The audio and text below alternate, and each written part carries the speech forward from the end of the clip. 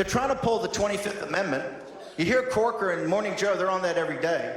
That he's losing his mind, right? 25th Amendment, they're putting that out there. Nobody can come down here and tell folks in Alabama what to do.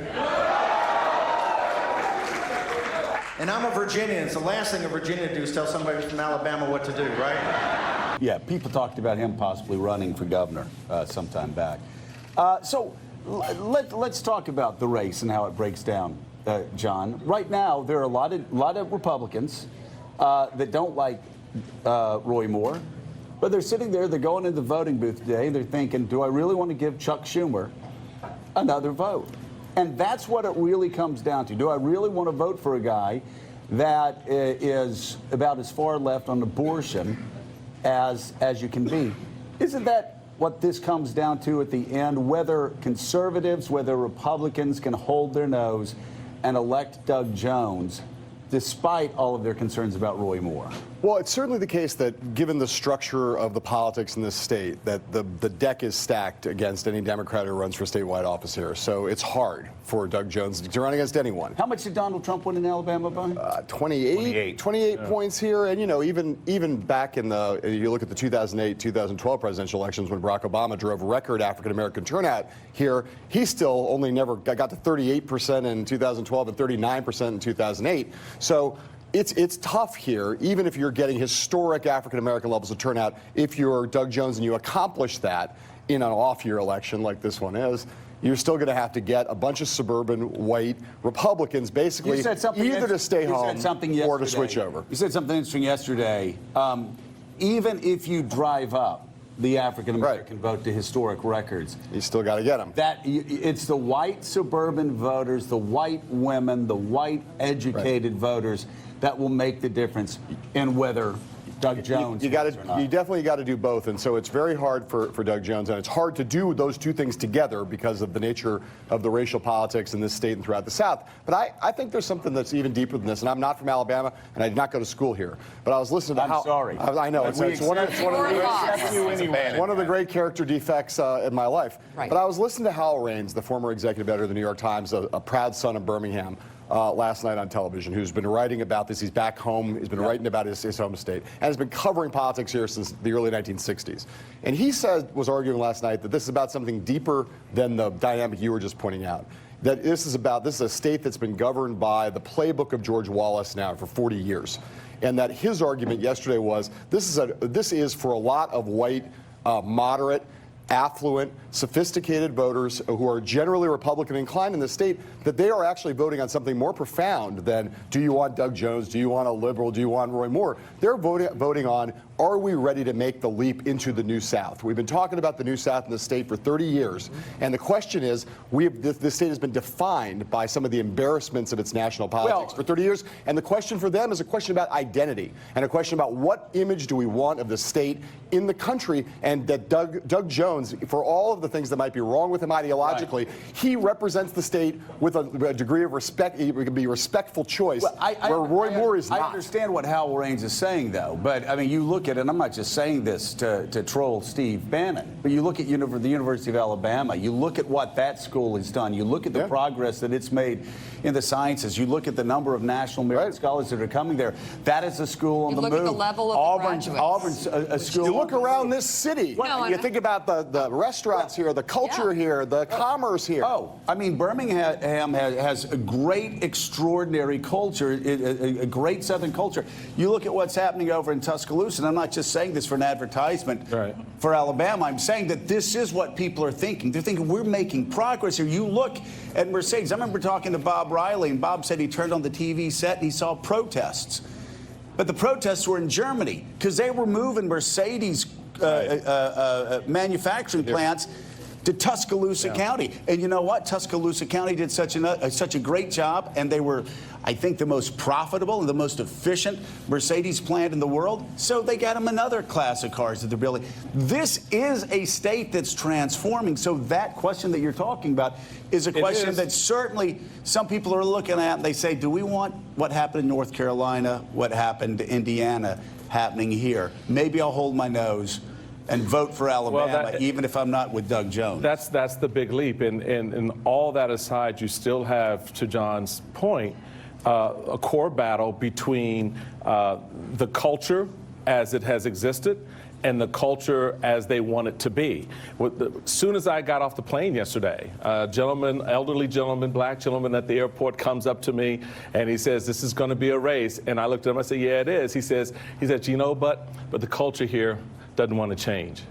And so it goes to, and he started talking about how back when he was a young man, how things were and how certain things were accepted and how other things just kind of slipped by. That's the fight, Joe, at the end of the day. You just say the that culture yin and that doesn't yang. want to change, but Willie, it's just like in New York City, there are 1,000 different cultures. In Florida, there's 3 separate states. In Alabama, there are a lot of different cultures. Sure. Yeah. So, I mean, there's a different culture in Birmingham than there may be in Demopolis. There's a different culture, in Fairhope than there may be in Montgomery. A lot of different moving parts here today. And it showed that way in the voting. Jefferson County has voted differently than different parts of the state. That's true in any state. I think one thing that Doug Jones has to worry about is, though, we talked about historic African-American turnout. The idea that you would have to get Obama 2008 and 12 levels of African-American turnout, I'm sorry, but that's a pipe dream. You had a historic presidential candidate on the ballot. So people went out to vote for him, and then they also voted for a Democrat. And he still lost by 22 points, Barack Obama. So the idea that that turnout is going to be at that level and win him the race,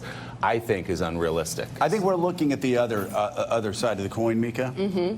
It may not be who goes out and votes. It may be who stays home. Yeah, who stays home. It may be the Republican. It may be the generational. Republican that says, "I am not voting for Doug Jones, but I'm not voting for Roy Moore either." So, Willie, what has been Roy Moore's strategy? Well, he's hidden ahead? for the last week or so, but he was out last night. He's been in damage control for the last month or so, not doing an interview with a news outlet since November 9th, but in a PAC-sponsored web video, Moore was interviewed by a 12-year-old girl. Come on. Wait a minute.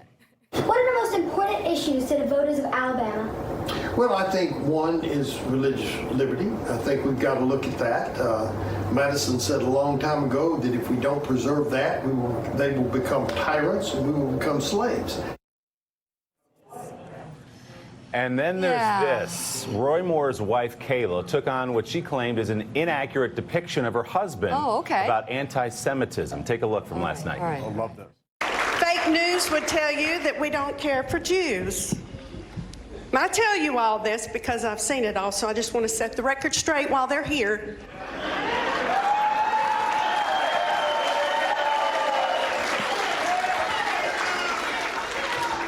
One of our attorneys is a Jew.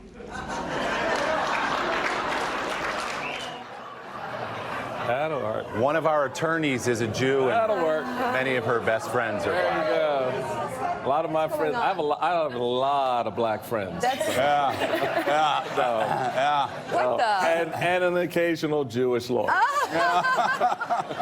What? What the heck? That kind of says it right there. Well, I don't know. No, actually, it kind of does. No, it really does. That was a prepared remark. Elise Jordan pointing out something really important. They worked really hard on that. They put it on paper. That is the future of Alabama? So, Elise,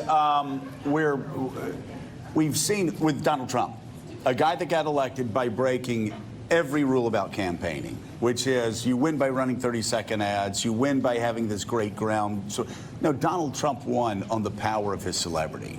Like, he didn't do what any other candidate ever. He had no campaign operation to speak of. It was shocking. With Roy Moore, if Roy Moore wins today, he also shatters all the old beliefs about, running a campaign. You got to knock on doors. You got to do this. You got to do that. You got to go. He's sort of been in hiding for the past couple of weeks. So if he wins, it is in spite of his own campaign. Well, and there's mystery as to where Roy Moore was this past weekend. The weekend that he is closing the deal to voters, he's nowhere to be seen. In contrast to that, Doug Jones is running all over the state, is staying and taking every last selfie video. His headquarters is booming and bustling. There's a lot of momentum. I was at his headquarters yesterday, and volunteers, people were still coming in and saying, we want signs, we want to volunteer. And I also point out that a lot of the volunteers, majority women, too. Yeah. Okay, we'll see. We shall see. I still don't know. I don't know where this is going. I feel Roy Moore has still got this. You think he's got it? I'm worried about it. Yeah, why don't we all go around and predict that like we did in the Virginia race, and we'll be sure to be wrong. Okay. So anyway, I think that's a good idea. I don't know. Again, it's hard to say. We won't know for some time. But certainly we saw in Virginia, women made the difference. And we always talked about, I mean, we got reports throughout the afternoon. It was raining, and there were women standing in line. They were going to be heard. I just wonder whether that happens here as well. And young voters who were repulsed by the Republican platform and were making a stand against Donald Trump. How are youth voters going to swing if they actually come out in Alabama? But at least let me ask you something.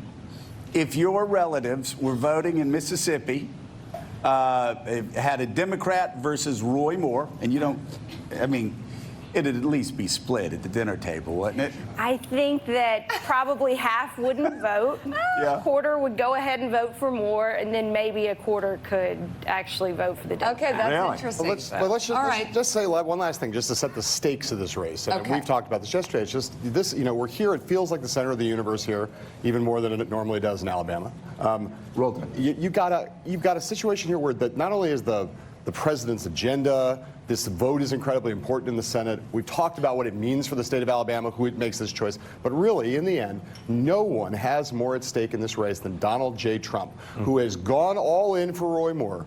And in a state that Republicans should win, usually win, almost always win, if we wake up tomorrow and Doug Jones wins this race, it is going to be yet another in the succession of earthquakes that the Republican Party is feeling. Donald Trump is all in for Roy Moore. Right. And in a state a Republican should win, they have gone all in for him. Like I said, if they lose this race, it is going to seem like just an earthquake and a giant blow to Donald Trump. A giant blow to the president. I heard this yesterday, so it must be true. That Doug Jones could do 25 points better than Hillary Clinton did here and still lose. Yeah. I mean, so he starts It's rough. in such a deep hole. Which is why if he wins, it's going to be such an earthquake. Well, and also Donald Trump's always said, and said this to Meek and me when we were talking, that he loved Alabama because he said, I'm more popular there than anywhere else. And yet, he got behind Luther Strange. Luther Strange lost. Right. He's gotten behind Roy Moore now, and if Roy Moore becomes the first Democrat in ages, or the Republican in ages to lose, not to mention that's tough. The implications in the Senate, where the vote then would be 51-49, which they can't afford to lose a single vote these days with Bob Corker and Jeff Flake and everybody else in play in the Republican Party. This is an important race on many levels, and we are just getting started. There is much more from here, live in Alabama, on a key election day in this state. Plus, we'll reveal PolitiFact's 2017 Lie of the Year. You're watching a special edition of Morning Joe. We will be right back.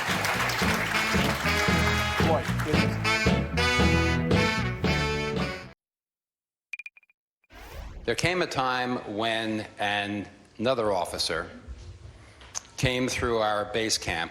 He had served his tour of duty in Vietnam, and he was spending his last night up country, and he took us to this place which turned out to be a brothel. We walked inside. I could tell you what I saw, but I don't want to. It was clear to us what kind of place it was, and Roy turned to me in less time than it took for someone to come up to us. And there were certainly pretty girls, and they were girls. They were young. Some were probably very young. I don't know. I don't remember that. I wasn't there long enough. Roy said to me, "We shouldn't be here. I'm leaving." So that was a veteran sharing his story last night about Roy Moore in the early 1970s, shortly after arriving in Vietnam. Let's bring in right now from Montgomery, Alabama, MSNBC's Vaughn Hilliard. Now, Vaughn, First of all, it seems like you did half the things I told you to do in Pensacola, Florida. He hasn't gotten beaten up yet at Bagel Heads. I'm proud of you. Yeah, no, that's number 3. But you've spoken to a number of undecided Republican voters. They're going to be determining this race. How are they feeling going into the voting booths today? What's it looking like? Good morning, you guys. Yeah, you know, the sentiment we've been hearing from these voters here this week is not dissimilar from the one that we heard when I got down here on November 9th and started talking to voters right after that initial Washington Post story broke. It's coming down to the fact that, as you guys have been talking about, not only the focus has been so much on black voters, right, and Democrats and the obligation for them to come out and vote, but it's going to take for the Doug Jones operation to turn out those Republican crossover voters. There's been a willingness on the part of Republican voters here in the past to not vote for Roy Moore and vote for a Democrat. You look at that 2012 race that you guys referenced earlier when he won just by 3% over Bob Vance, a Democrat, when he was running for Chief Justice. And we've been looking at some of the numbers in terms of absentee ballot requests and the returns that have been coming in from some of these particular counties. You know, you look at Tuscaloosa, the home of University of Alabama. This is a conservative town that has a tradition of voting Republican. In that race, back in 2012, the same ballot, right? They voted for Mitt Romney by 18 points, but voted for the Democrat by 5 points. They are seeing six-fold the number of absentee ballot requests being turned in. Go to Madison County, over where Huntsville is at. This is the home of Mo Brooks. This is more of that affluent, well-educated, white suburban population. Again, this is an area that the Democrats are going to have to get those Republican crossover voters in. And right now, there's encouraging signs in terms of at least high turnout in some of these areas where they need just that. All right, Vaughn, thank you so much. I mean, that is, and we talked about this before, John. You look at presidential elections, and there's certain, you know, people have always looked at Macomb County, and when you look at Alabama, places you don't look usually are Mountain Brook, Homewood, the Eastern Shore across from Mobile, across the bay from Mobile, because they always go Republican. Yeah. But again, if Roy Moore loses, it will be because there are educated voters in those very Republican enclaves across Alabama that can't go with Roy Moore. It's one of the great cliches in political analysis is the notion that it all comes down to turnout. In this state, of course, it's true that it all comes down to turnout, but you're seeing these models that talk about whether it's a high turnout election or a low turnout election relative to an off year. It actually is more complicated than that here because of the distribution, because there's this Democratic belt in this state and then a lot of other Republican areas. You could imagine a world where if Doug Jones pulls this off, it's going to look like driving up turnout in the Democratic belt through the center of the state and holding turnout down in the traditionally Republican areas, in particular the ones you're pointing to, where it could be a win for Jones if a lot of those Republicans just stay home. The kinds of reliable Republican voters in some of the areas you were mentioning, if they decide just, I'm going to sit this one out, I'm going to follow Senator Shelby's advice here, and I'm going to stay out of this race, there's a mix of turnout that could be high-low, in the right places geographically where that's the path. And it's a narrow path. We've got to say this over and over again. Jones is the underdog in this race for all of Roy Moore's problems. It's more likely that Roy Moore will win because of the structure of the politics here. But you can see what the pathway is. Doesn't this remind you so much of Martha Coakley running against Scott Brown in Massachusetts, Ted Kennedy's seat, off-year election, special election. There's no way a Republican's going to win statewide in Massachusetts for a Senate race. Under most circumstances. Except a horrible Democratic candidate, a national wave going the other direction, a lot of revulsion with the president, and the person who's the president who was in office at that time, anti-Barack Obama at this point, anti-Donald Trump. I mean, at that point, it was a backlash against Barack Obama and Obamacare and all the hearings. And, you know, even the people of Massachusetts said, enough. We're voting for a Republican this time. To that point, Joe, I remember I was chairman at the time, and I got a phone call from the chairman of Massachusetts. I went up there, spent 2 days on the ground, came back to Washington, told my political operation we're putting $500,000 in this race for that very reason, because the dynamics on the ground went against the conventional politics. In other words, the people were of a mind to stay home in many cases. They weren't excited about Coakley. The national media about that campaign was not, they weren't feeling that. And it worked out for Scott in that direction. So you can play, to John's point, you have those same elements here, and whether or not that lightning strikes really depends on how those voters feel, that those Shelby voters really feel about this. And you look also at what happened in Virginia, Mika, and you look how it didn't break down as traditionally among Republican and Democratic lines, liberal or conservative lines. It started breaking down the level of education. Yeah. And was it generational at all? Well, yeah, very generational too, but it was generational, and also people that had a college degree or an advanced college degree, just the data showed, were more likely to vote for Northam. But and that is a huge trend that's been growing in politics, but really went into overdrive in 2016. We're farther down south. To John's point about the structure of the state, by Gallup's self-identification poll, it's the 5th or 6th most conservative state in the union. Went for Donald Trump by 28 points, hasn't elected a Democrat to the Senate since Richard Shelby, who then switched and became a Republican. So it takes a candidate as bad as Roy Moore to make this a competitive race in this state. And it's fair to say as bad as Martha Cookler was. Roy Moore's even worse. All right, coming up on Morning Joe, what could a Roy Moore victory mean for Alabama's economy? We're going to dig into that ahead on Morning Joe, live from Alabama on this key election day.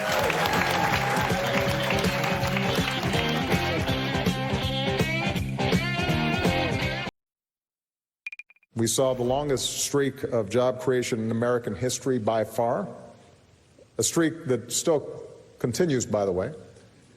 Thanks, Obama.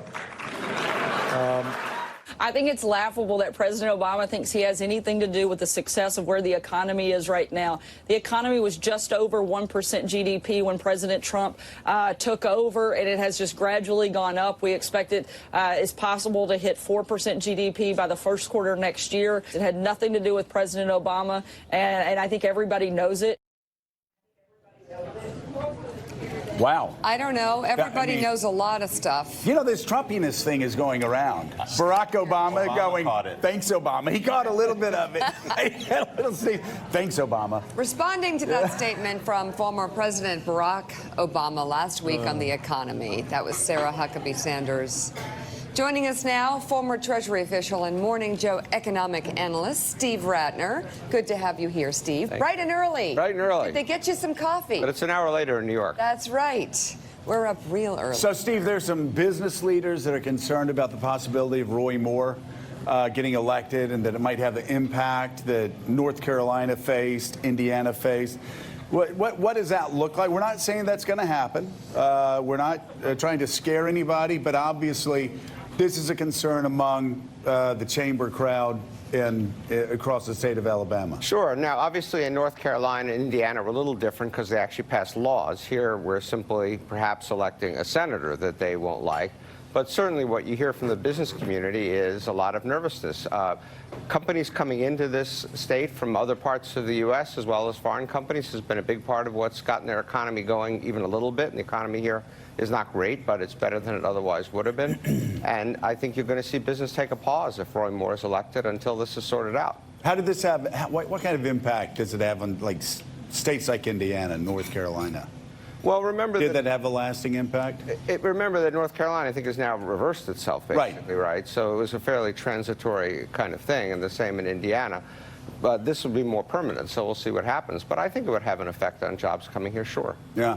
And on the overall economy, Willie, you see Barack Obama and Donald Trump battling. That's what's so interesting, that all of these pitched political battles are happening at a time when the economy is going so well that you now have two presidents that are trying to take credit for that good economy. Right, they're fighting for credit, and that is President Trump and the White House's chief argument for what they've done over the last 12 months, including Judge Gorsuch on the side. But they've said, look at the Dow. We've crossed a new threshold, 24,000. Look at the unemployment rate. Look at the number of jobs created. They're calling this the Trump miracle. This is what they're saying out of the White House. Now, that all started, as you know, Steve Ratner, under President Obama, and actually the job growth has started to trend down a little bit under President Trump. But when you say you've had no legislative accomplishments in the first 10 or 11 months of your administration and may end the year without even tax reform, they will say, look at the economy. He has turned the economy around. Well, you look at a lot of the numbers that we were just putting getting up and for the people that are driving, if we could put those numbers back up. The jobs created, Barack Obama in 2016, about 200,000 a month. Donald Trump, 2017, 170,000 a month. So that's where you're talking about ticking it down. Right. And most Americans, John, if you look at the poll that we showed before, 50% of Americans say that Barack Obama is the reason for the strong economy, about 37% Donald Trump. But when people go to the voting booth, they're not thinking, hey, do I give Barack Obama credit for this or do I give Donald Trump credit for this? A lot of times they're just thinking, am I better off today than I was 2 years ago, 4 years ago? And if the answer to that is yes, that helps the president in office. Well, yeah, and look, I mean, the reality is that if you're the president who's in office and the stock market's rising as it has been throughout Donald Trump's administration, you're going to claim credit for that. Presidents claim credit when the stock market's going up and they hide in the corner when the stock market's going down, regardless of whether their policies have anything to do with it or not. But Steve, I want to ask you this question because we saw yesterday, this is a fixation of mine, we saw yesterday with this tax bill, the Treasury Department, after months of promising a detailed economic analysis about why this tax bill is going to be so great for the economy and why it's not going to be bad for the deficit, Steve Mnuchin, the Treasury Secretary, finally came out with that analysis. Tell us a little bit about that. How did that Well, go? deep analysis is not a hallmark of the administration. So yes, they were promising this analysis. They came out with one page that basically said that if the economy grows 0.7 of a year, it will pay for the tax cuts, which is what they've been saying. But buried in there, it said that you also have to have regulatory reform. You have to have a whole bunch of other things happening for that to happen. And so therefore, only about half of what they're claiming would actually happen. And so once again, after having promised repeatedly that they would pay for their tax cut, they put out their own paper that fails to pay for their tax cut. How many people work on economic analysis in the Treasury Department? You work there for a while. Well, a number of them just quit, actually. Like, what's what are the number of people at your disposal to do such an analysis? Dozens, if not hundreds, right? yes. That was 478 words. It took them 3 months to come up with that. I'm a slow writer, but I can go faster than that. Come on. You really were obsessed on that document. You counted the number of words. I did. I was counting them up last night. What do you think I was doing in my room last night? But look, just to come back to this question one more second of who gets credit for the economy. There's a long lag between when any president comes in and when anything happens, and especially given that he has not passed any laws. And so if you separate it out, to be honest, there are rises in business confidence. There are rises in consumer confidence. I think you would give Donald Trump some credit for that. But these jobs numbers, the growth numbers, this has nothing to do with Donald Trump. There are some things, though, Elise, that are connected with Donald Trump. And the feeling that under Barack Obama for 8 years, there was a drag on the economy because all of the regulations. And that's something that certainly a lot of Steve's friends that are investors, a lot of people on Wall Street say, there's no doubt we can go out, make more money, invest more aggressively because we don't feel like we have somebody in the White House who's fighting us every step of the way. Well, and I think that your point about overall Americans feel that the economy is on an okay path and that the economy is doing well, that's the big picture point, and that's President Trump's greatest triumph right now, is that the economy seems to be doing well. In focus groups that I've conducted recently, it's amazing to me how, yes, everyone is completely divided over why. Is it Obama? Is it Trump? And it falls completely on partisan lines, but people agree that the economy is quite good. All right, Steve's going to be with us throughout the morning on today's special election edition in Alabama. We're live this morning just outside Birmingham. If you're trying to figure out who's ahead, the opinion polls aren't much help. Steve Kornacki will join us to help us figure that out. Plus, the White House renews its attacks on the media with a heated exchange during yesterday's press briefing. Did he accuse anybody of murder? No one was accused of murder. Thank goodness. That only the president does that. Oh, okay. Morning, Joe. We'll be right back.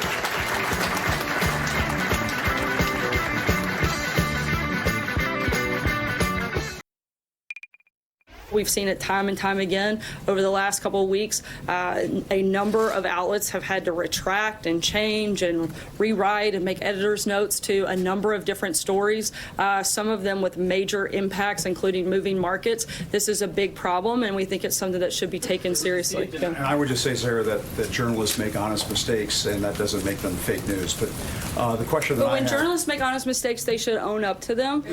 Sometimes, and a lot of times you don't. But there's a difference. There's a very big I'm sorry.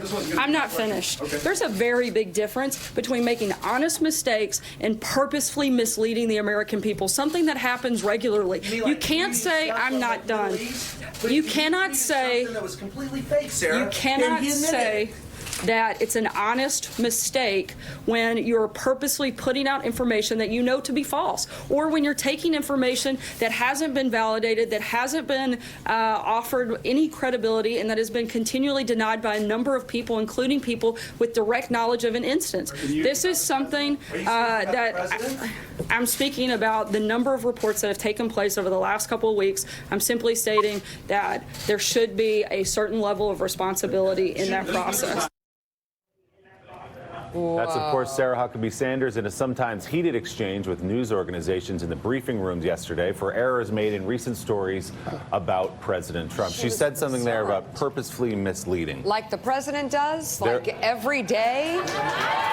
I mean, my God. My God. How can they keep a straight face in the White House briefing room? I would literally laugh hysterically. How do you even listen to her say those things and not just walk out? At this point, those briefings are useless. Well, she does not say anything that is truthful, and she does not intend to when she walks out there. They're yelling preach from the back. No, it's incredible. So Willie, obviously, there were people in the briefing room that were offended by the suggestion that purposeful mistakes were made. That people are purposely misleading the American people. There is, though, and we've seen it from the very beginning, there is a hostility toward this president, as there was a hostility towards candidate Trump from day one. And I wonder how much of that. I mean, I just don't know that it's. I think the damage between the two sides is probably irreparable. Yeah, there's no question there's a new aggressiveness that was instituted a couple of years ago when President Trump started to run for office. But look, the last week or so, the press has made a number of embarrassing mistakes. That's just a fact, and it's true. And Sarah Sanders is right about that. But the idea that there are members of the press, the mainstream press, who are purposely misleading. Are there people with biases who work in the media? Of course there are. Does that find its way into some of their reporting sometimes? Of course it does. But the idea that they sit down with the idea of taking false information, which is what she said, knowingly false information, and presenting it to the public as fact is untrue. So hold on, I'll take this, John. Hold on 1 second. Because what makes it even worse, what makes it incredibly bad and dangerous, quite frankly, a danger to our republic, is that she's the one protecting a president who does that every day, who watches TV every day and tweets stupidity, lies, conspiracy theories, bullies people. I mean, he tweeted a conspiracy theory about Joe last week that would have made headlines in any other administration. But people are so desensitized to his lies that her role is incredibly important, because her role is to promulgate the lies coming out of this White House. And I think what she is doing is helping damage this republic. I'm sorry. And this is where we're at. John, actually, I'm not sorry. So I stand. So I'll Mika rests her case, and now I'll just say Sarah Huckabee Sanders would have a stronger argument to make if her boss didn't lie so much, did not put out so much false information, whether it was through Twitter or, and again, this is not opinion, it's verifiably false information that goes out, which undercuts her argument, which again would have been a pretty strong argument, a tempered argument about some of the specifics if she just stayed with that. We have 2 hours and 8 minutes left in the show, and we could spend all of that time listing the number of purposeful lies the president has told in the course of his presidency and as a candidate. And also ugly things that he said about people. So there's maligning people, defaming people, and she's asked about it. I thought you said, and she defends rest her case? Okay, Miki, you have rested your case, okay? I thought you said she rested her case. Now, and we're on the same side, but she finds out a few Democrats are in the crowd, and suddenly she starts preaching. But so I think there's that, right? But the other thing, to go to your point about the hostility, there is, Willie's right, there's bias of various kinds in the press, and there have been for a long time in various administrations through our entire lifetimes. But the reality is that in addition to the lies, part of what has driven the hostility is the way in which the president has created a hostile climate going back to the campaign, where in event after event, where members of the press felt unsafe. Right. Where they felt as though the president was inspiring violence, is stirring up anger among his crowd. We have colleagues who felt physically threatened, who needed bodyguards in the campaign because they felt as though their physical safety was in danger because the president was not just lying but also whipping up that kind of anger. That is part of the core. She defends that. We can certainly say, and of course he did call the press the enemy of the people, using a Stalinist term, and I can tell you that let's just say the threats that Mika and I get go up exponentially after he makes personal attacks against us or pushes conspiracy theories out against us. I talked to a lot of people in the media, I'm sure you were there, that during the rallies they'd be in the press box, and he would point to the press, and it got very ugly, and there were people that had to be escorted out, concerned for their safety. Look, every administration has some level of distrust for the press. I served in one, and you think they're out to get you. They think they're asking too many tough questions. They think they're biased, whatever. But only Nixon in my lifetime that I can think of had this hostility to the press, this belief that the press was evil and was somehow should be put in a box. And in Trump's case, as you point out, even taking to the level of using phrases like enemy of the people. And it's a very scary time. No. All right, still ahead on Morning Joe. I know one thing. Nobody can come down here and tell folks in Alabama what to do. So tomorrow it's incumbent upon you to go get everybody you can. I know one thing. Nobody can come down here and tell folks in Alabama what to do. Oh my gosh, Steve Bannon's so-called Drain the Swamp rally last night here in Alabama. We'll be talking about that. Plus, Casey Hunt joins us here on set, and Alabama's own Joyce Vance. You're watching a special edition of Morning Joe. We'll be right back.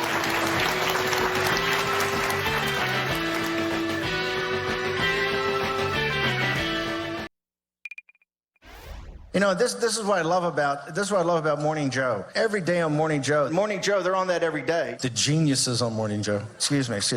On Morning Joe, they tell me, Morning Joe, you called me a Yankee the other day. It was on Morning Joe, those geniuses, right? On, I think it was Morning Joe, my favorite show. I guess it is. Oh my God, it's so great. Yowza. It's great being loved. How much rent are we charging? None. Up in his head. Setting up shop. You know what? I could be wrong. There's not much. I actually think he's just having fun. I really do. Yeah. I think just little poking, having fun. I don't know. I think half the people that he's talking to have never watched the show. Right. So I think it's just important. I will say though, last night though was a big mistake to go into Central Alabama. Yep. And then make fun of me for not being able to go to smart Yankee schools like Harvard and Georgetown. Where'd you go, Joe? Where did you go to college? University of Alabama. Oh my God! Wow. University of Alabama. So that was sort of a misplay. Yeah. I mean, because Here, as I've always said. have a cup of coffee while you're talking. Mika, can I tell them the Alabama joke I tell all over the country? Yes, go for it. But all right, I'm going to turn my back to the camera actually, here, so you get a. So in every speech that Mika's heard me give over the past like 6-7 years, she always. She's like, when are you going to tell the Alabama joke? Because I always lure people in, and I go, well, I went to the University of Alabama, and so I'm not really good at math. And there's always one which of course we've got great engineering school. Oh my gosh. And there's always one Alabama fan in the crowd, and I'll go, you went to Alabama too? They go, yeah. And I said, we don't have to be good at math because every year we only have to count to number one. Roll Tide! You got it before I even got to the punchline. So. And it's going to happen again this year. We're going to beat Clemson, and then we're going to beat Georgia. So roll Tide. All right. Dr. Greer is here, so be polite. Well, no, Dr. Greer agrees with me. Yes. How are you, Dr. Greer? And yeah, she said, thank you for inviting me. Thank you for helping Joey get through school at Alabama. A lot of I'm a All right, Baptist, we are but I was here. crossing myself during that. So Steve Bannon last night said that. Morning, said Joe. that- Morning, Joe. What was Morning, it? Joe. What's the setup? Said you weren't smart enough to go to the schools he went to, Harvard and Georgetown. Yeah, exactly. The crowd sort of half cheered because I think some of them knew you'd gone to Alabama. And as I said last hour, I love Harvard and Georgetown and all those Yankee schools. I love them so much. Okay. I've had people that actually went to those schools working for me since I was in my 20s. So they're Yes. pretty good schools. Okay, as I was Roll going Tide, to Roll slap Tide. your knee and Yeah. say it is election day It for the is state election of day. Alabama. Roll Tide. We're live in the town of Mountain Brook, just outside Birmingham. And with us this hour, we have former chairman of the Republican National Committee, Michael Steele, NBC News Capitol Hill correspondent and host of KCDC. Can they do it here? Oh, yeah. Her name is now KCDC. We also have the president of the what was that music? That was ACDC. What? For you, Oh. for the KCDC. That's kind of good. I like that. Okay. President of Bring the it Alabama. together. It's like when we'd tell jokes. Remember, we'd tell some jokes at 6:15, I and love Mika would tofu. start laughing at 9 hysterically o'clock. laughing I at don't. 9. Yeah, it takes me a while. Time release humor. That one about the license plate with Yeah. the tofu. Yeah, That was exactly. What? All right. Anyhow, we have Tom Bates here. He's president of the Alabama Media Group, and it's very, very good. Alabama's Senate race right now in a dead heat, just hours before voting begins. A Fox News poll shows Doug Jones with a 10-point lead over Roy Moore. We should note this poll included both landline and cell phone participants when it was conducted. But the newest Emerson College tracking poll shows Moore with a 9-point lead over Jones. The results of today's elections may depend largely on voter turnout, as some Republicans weigh sitting out rather than voting for Roy Moore. A Monmouth University poll shows that if voter turnout is historically higher, it will give Doug Jones a 3-point advantage. But if turnout is lower, it'll give Roy Moore a 4-point advantage. One thing I don't like the media has said, that a lot of people who are Republicans claim they're going to vote for me and just ignore what they believe. I'm going to tell you, if you don't believe in my character, don't vote for me. So, Tom, a lot That's easy. That's easy. Wow, that helps a lot. Yeah, saying don't vote. Tom, I wonder if a lot of Republicans are going to stay home and not vote. You know, I think so. Within a small slice, we're really dealing with a small slice of folks who have really been struggling with the allegations, but also the fact they've never voted for a Democrat. So I do think we will see some suppressed turnout there. It's a question of the women's vote, and I think for the first time, though, I think we will see a chance for a Democrat in the last 10, 20 years that seemed impossible prior to the start of this election. And this is all about Roy Moore, right? Yeah. I mean, Roy Moore, can you explain? Roy Moore was a controversial figure in the state of Alabama even before the Washington Post stories started coming out, even before the allegations about Roy Moore being with underage women. He was a divisive figure, came in 4th place in a primary when I think Bob Riley, the year Bob Riley won. That's right. Yeah, not an overwhelmingly popular figure in Alabama. And by the way, just as an aside, I thank you for coming and thank you for the things you say about Alabama. This is a great place to live and work, and we are much more than Roy Moore here. You know, there's a real momentum here that. There's a real momentum that I feel, and it's one of the reasons I moved here. But Roy Moore, Joe, to your point, the momentum you're talking about in Birmingham, across the state of Alabama. Absolutely. You know, more companies moving here, more folks staying here after college. We've got nice people, we've got good food. This is a beautiful state and a great place to work and raise a family. And the damage that Roy Moore is doing right now to our reputation is very unfortunate. But I will say that I think Jones will win. It's going to take an inside straight. I mean, John Heilman said it before. We're talking about an inside straight for this to happen. But I think we will do the right thing today. Moore is not wildly popular, again, to your point.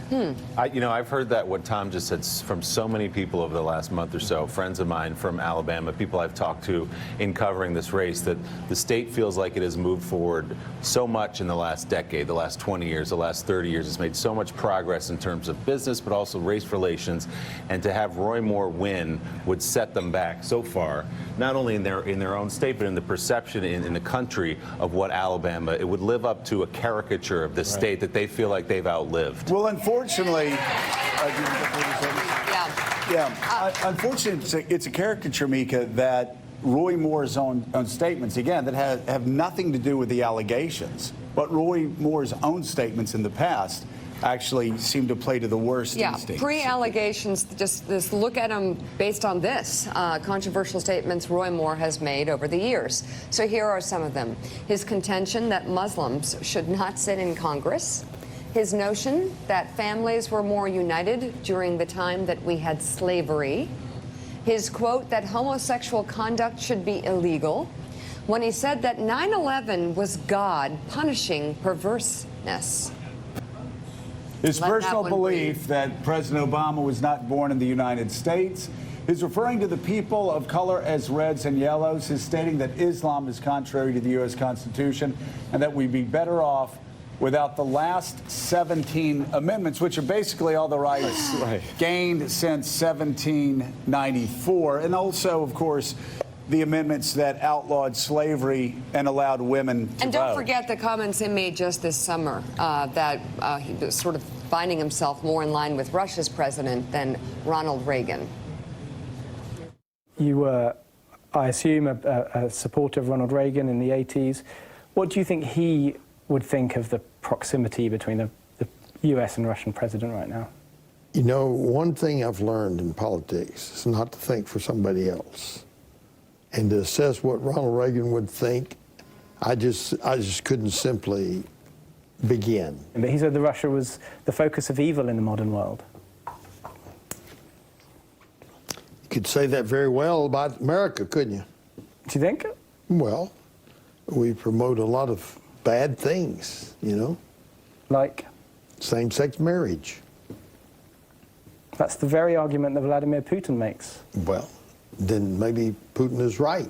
Maybe he's more kin to me than I know. I mean, it's pretty fascinating that a guy would still be in a race in the state of Alabama after saying that America is the focus of evil in the world and that he has more in common with Vladimir Putin than it takes everything that Reagan stood for and everything the party stood for, quite honestly, and just turns it on its head. The fact that you're going to have this kind of conversation and say that, you know, the source of the evil empire is better than anything we're doing here, it's just outside of where the Republican Party is. And the fact that Roy Moore has embraced this and the fact that Republicans, and particularly the leadership, has come around and embraced this, Joe, is very, very concerning for the party long term. I mean, this is just one election. This is going to play out in subsequent elections. If there is a long term. I mean, you look at the numbers of millennials that are breaking against the Republican Party. You talk about a brand crisis. That brand crisis increases exponentially for Republicans. I mean, Republicans could do nothing to help Nancy Pelosi become Speaker of the House more and do nothing to help Chuck Schumer pick up more Senate seats than elect Roy Moore today. I think that's a nationwide crisis for the Republican brand. I think that's true. Which, if you look at the numbers, already going down. So let's break down numbers right now. What are you looking at? You've been down here. What should we be looking at to try to figure out whether Roy Moore is going to win today or whether Doug Jones is? Well, a couple things. I think clearly you want to watch turnout, especially among African-American voters in key parts of the state. Joe, you're really familiar with it, the kind of what they call the Black Belt, as well as the here in Birmingham, as well as, you know, some of the people that we have in this crowd today who may have voted Republican in the past and who maybe now are saying, especially some suburban women, are saying, look, I simply cannot, I can't do this. And I think that list that we just just walked through, it's important. It's almost gotten lost in the last couple of months, this long list of other things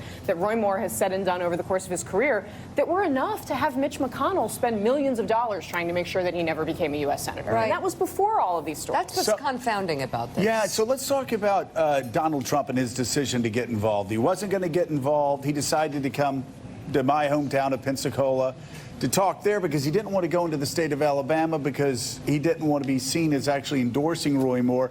Then he endorses Roy Moore. He does an interesting robocall for Roy Moore. Interesting.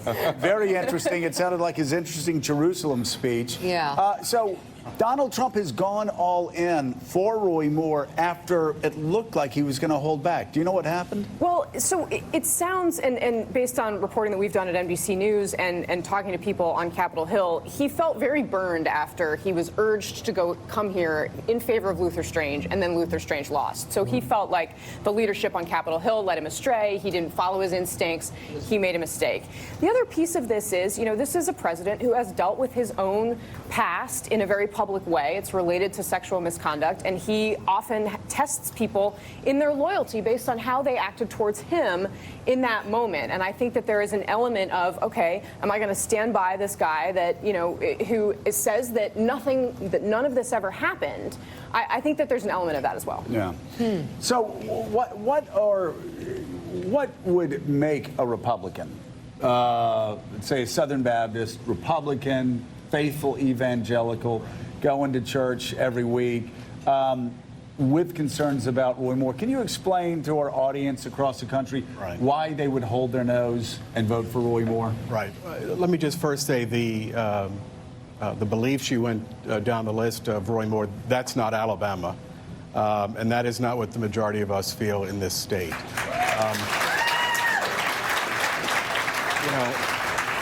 The pull for party is really strong here, Joe. You know that. A lot of folks have never voted Democrat before. I think President Trump coming in and saying, I need this vote, I think has given some people cover. This feeling that somehow this helps President Trump's agenda. If this was a local-only race, if we were talking about the governor's race coming up, I think Roy Moore gets crushed because I don't think there's any of those factors that help people weigh the fact that they don't approve of him. If you listen to that event last night, it seems to me there are sort of three buckets of Roy Moore supporters. They're the ones who support him on the merits. They like what he believes. They like what he says. He wants to put God back into government. There are people who say they buy the argument that we need that vote. We need the Republican vote. It may not be a perfect guy. It may not be a guy you like, but we can't give it to a Democrat. And then there are the people, and this was the total crux of Steve Bannon's speech last night, who buy the argument that we can't let people from the outside come into our state and tell us what to do. Like Steve Bannon. And that was the entire, like Steve Bannon, but that was the entire thrust of his speech was, we're not going to let the Washington Post, we're not going to let Mitch McConnell, we're not going to let the establishment come in and tell you how to vote.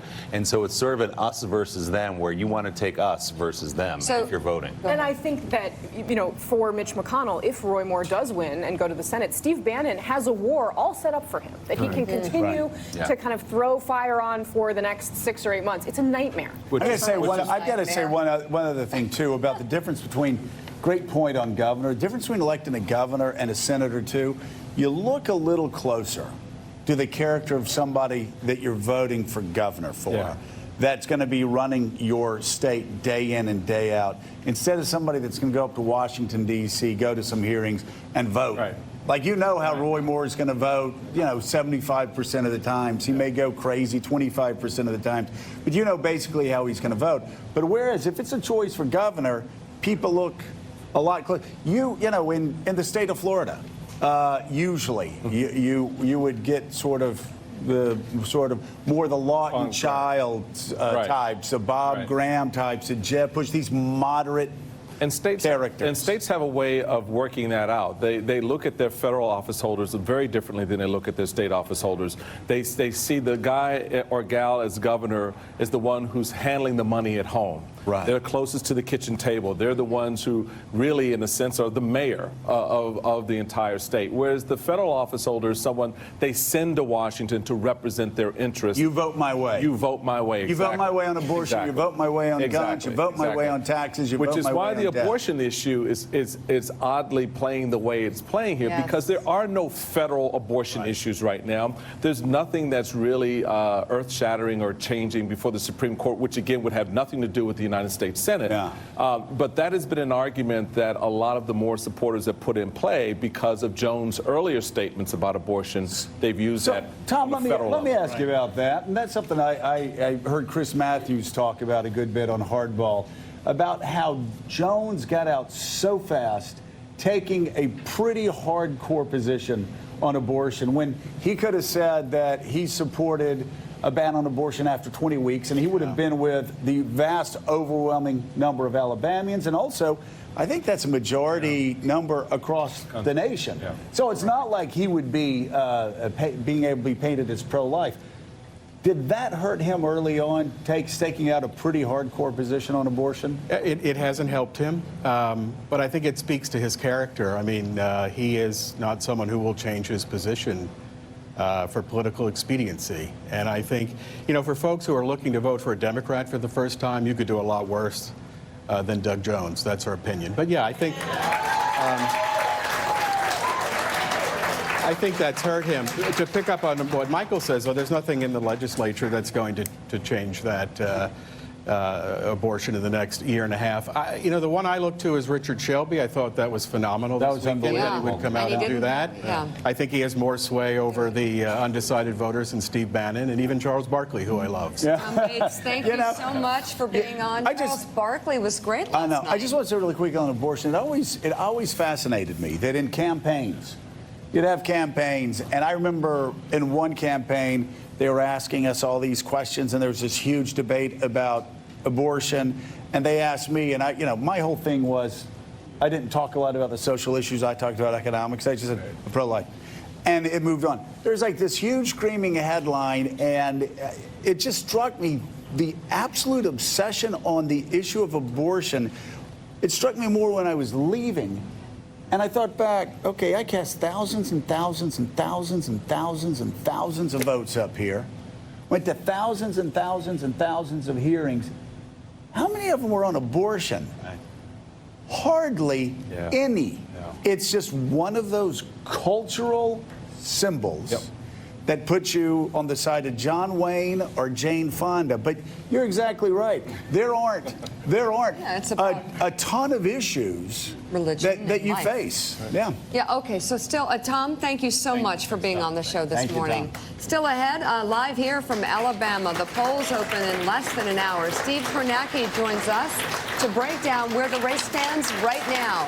Plus, we'll reveal PolitiFact's 2017 Lie of the Year. There's so many to choose from. And the president is tweeting this morning. He's not tweeting about today's special election, though. Oh, really? But about the Russia investigation and fake news. Also, former U.S. Attorney Joyce Vance joins us this special edition of Morning Joe live in Alabama. It's back in a moment.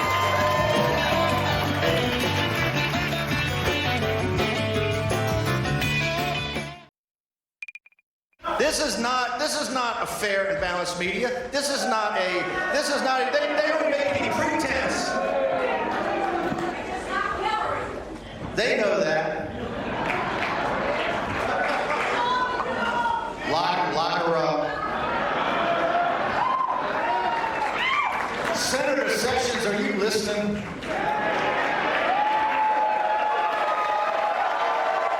This would be Senator Sessions' seat now, wouldn't it? Come on, Senator Sessions. You've got to work with us on this one. I can't hear a thing he's saying.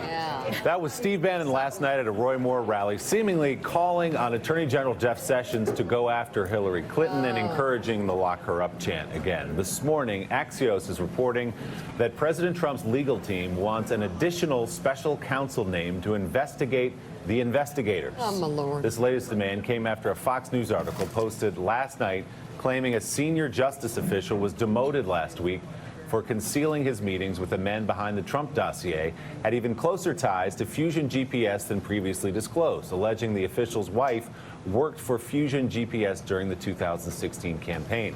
NBC News confirms what President Trump's personal attorney, Jay Sekulow, told Mike Allen, quote, "The Department of Justice and FBI cannot ignore the multiple problems that have been created by these obvious conflicts of interest.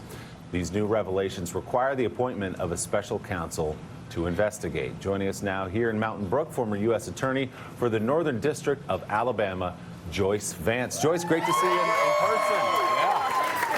You're popular here. She's a rock star here in Alabama. So, Joyce, what do you make of that report that we just read, which is that the White House wants an additional special counsel to look over the investigators as they investigate? Yeah, it's absolutely unprecedented, Willie, and it makes no sense at all. I think we'll see Rod Rosenstein, the Deputy Attorney General, put a stop to that. It's worth saying that Bruce Orr, the DOJ employee who's come under so much scrutiny, is a career employee. He's run the organized crime and drug enforcement program for years.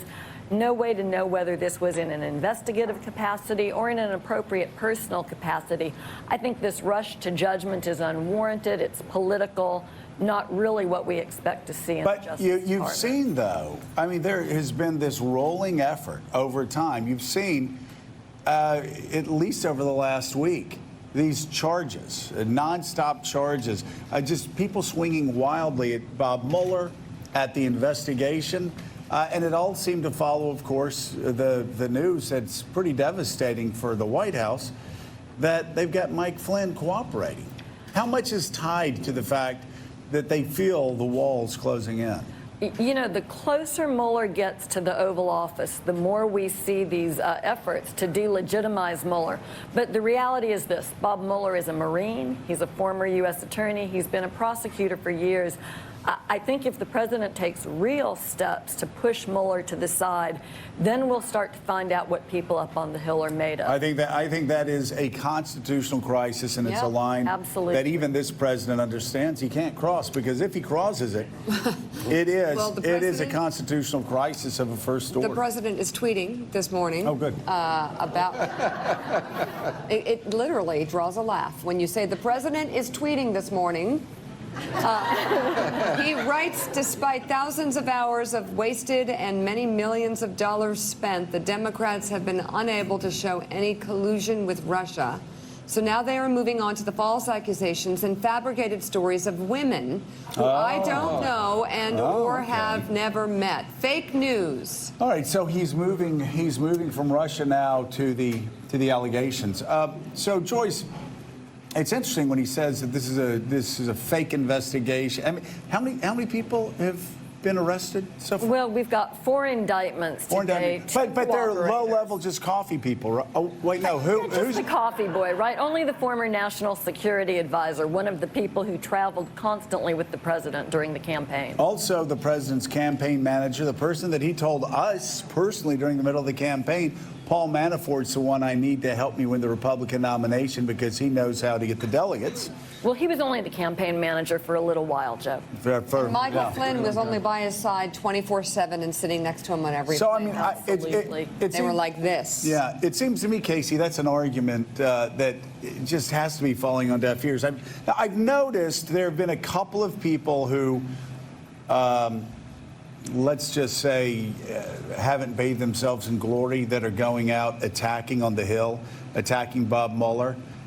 But when you hear from Paul Ryan, when you hear from a lot of the Republican leaders, aren't they still saying we need to stay out of Robert Mueller's way and let him do his job? Yes, I think that's been true for the vast majority of Republicans on Capitol Hill. Part of that is self-preservation for them. I mean, quite frankly, they want this question of what happened resolved. And, you know, a lot of them have taken much harder lines and stronger stances towards Russian interference in the election, towards what Putin is doing across the world. And they're baffled by why this president doesn't seem to be doing anything about that. Put the investigation aside. And, you know, he's said, sorry, Mickey, he said in that tweet it's Democrats trying to investigate him, look for collusion. It's not Democrats, it's Bob Mueller. So he can try all he wants to discredit Bob Mueller, but for all the reasons that Joyce laid out, it's just not going to work. And by the way, Steve, it's Bob Mueller, Republican, right? Bob Mueller, Republican? Appointed by George W. Bush. Appointed by George W. Bush, a Republican appointee, who it all started when you had Jeff Sessions, his own attorney general,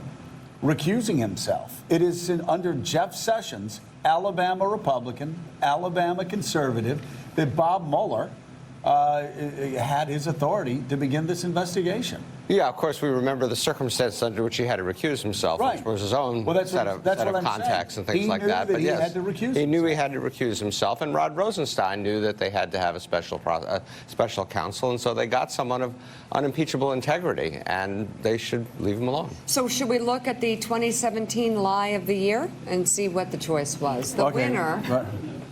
The winner for the lie of the year is Donald. Well, let me do a drum roll. This is PolitiFact, right? This is PolitiFact. I couldn't see. This is not us, PolitiFact.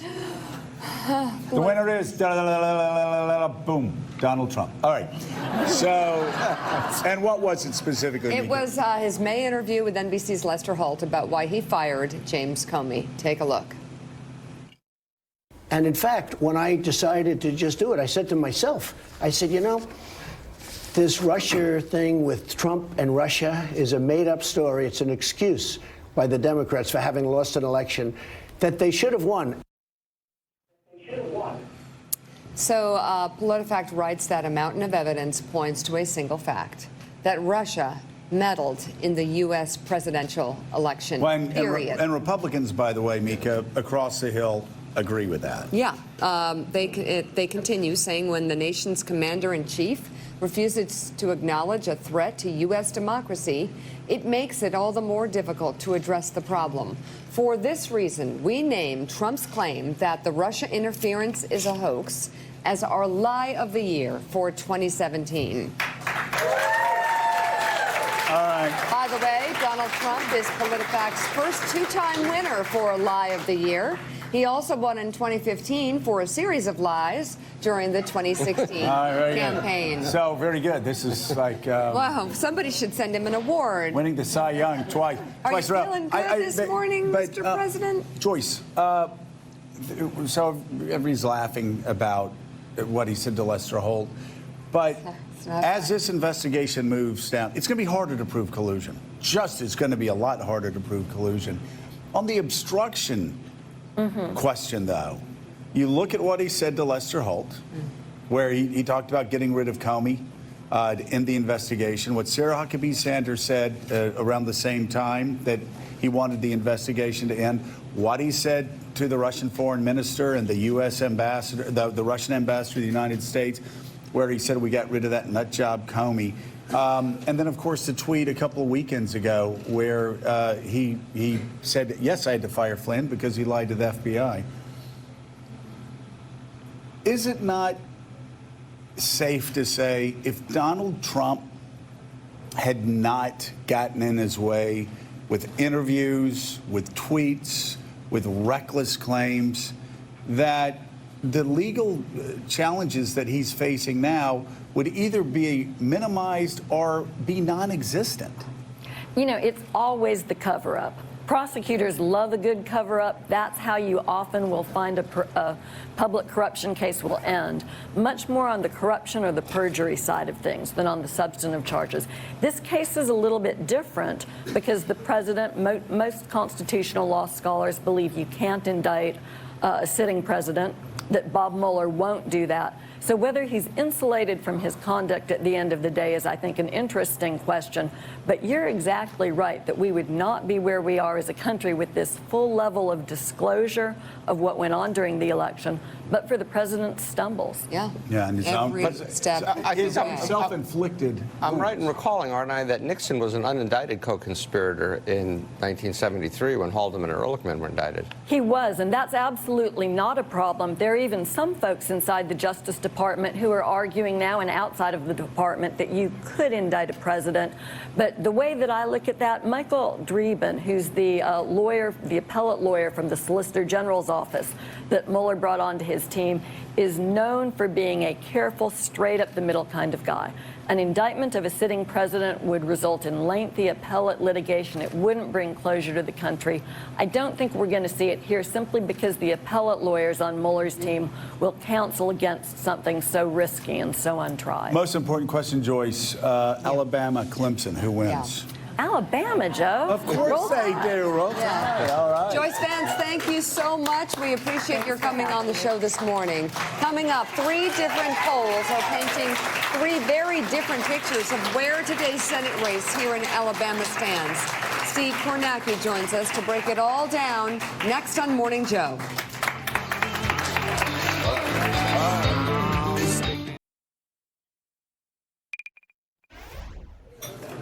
Hey, welcome back to Morning Joe. It's now time to go to what all the kids call the Board of Rage. Let's go to our Board of Rage desk in Hong Kong, where Willie Geist is standing by right now. Willie? How angry is he? We have a delay here in Hong Kong, but yes, I'll take it. Let's go to New York. The national political correspondent for NBC News and MSNBC, the great Steve Kornacki, known colloquially as The Rage. Steve,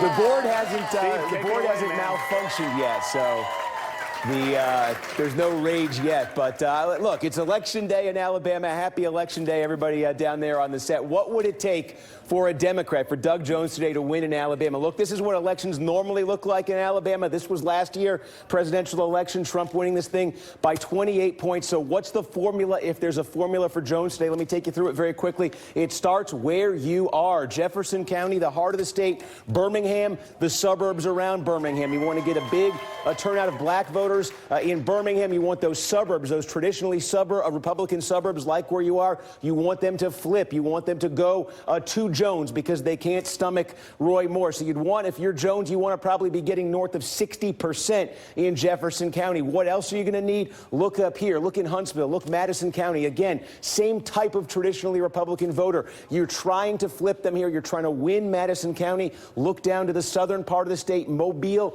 and right next door, Baldwin County. Baldwin County's huge. It's fast growing. It's traditionally Republican. It's the kind of place a Republican should get upward of 80%. But if you're more and you're down at 60%, you're in big trouble tonight. So that's another target for Democrats. And then this stretch of the state right here, a dozen counties, a couple more that you see as red on here. These are heavily black counties. The question here isn't so much if the Democrat Jones is going to win. The question here becomes turnout. When you had Barack Obama making those phone calls in the last couple of days, it's about turnout, particularly in this part of the state. Look, I'll very quickly tell you, there is a formula here. Roy Moore was on the ballot 5 years ago, his last election in Alabama.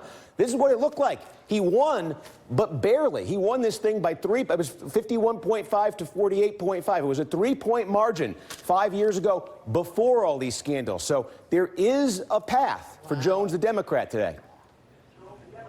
Hey, Steve, as you went across that black belt there, as they call it down here, Doug Jones has talked about needing historic African-American turnout to win tonight, Obama-level turnout from 2008 and 2012, where even Obama then lost by 22 points. Is that a realistic expectation to get that much turnout?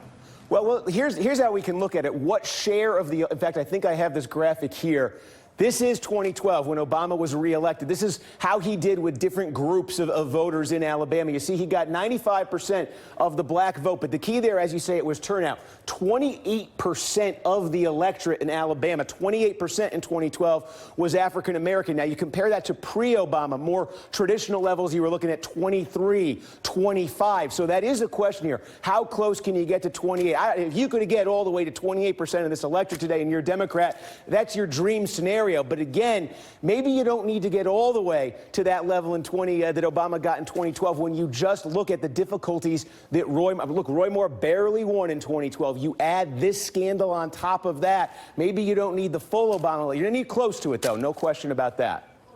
And Steve, if you're talking about Mountain Brook and you're talking about other areas that have gone traditionally Republican, the Eastern Shore, down by Mobile. If you're talking about those areas, that second line that you're talking about, whites with college degrees, those are the areas, it seems, especially women with college degrees. Those really seem like, if this is going to be tipped to Doug Jones in a historic way, that really seems like the line that has to go hand in hand with that Barack Obama turnout? Yeah, look at it this way. Traditionally, again, when they normally get blown out like Hillary Clinton did, a Democrat is probably going to get cumulatively, I don't know, 15% of the white vote total statewide.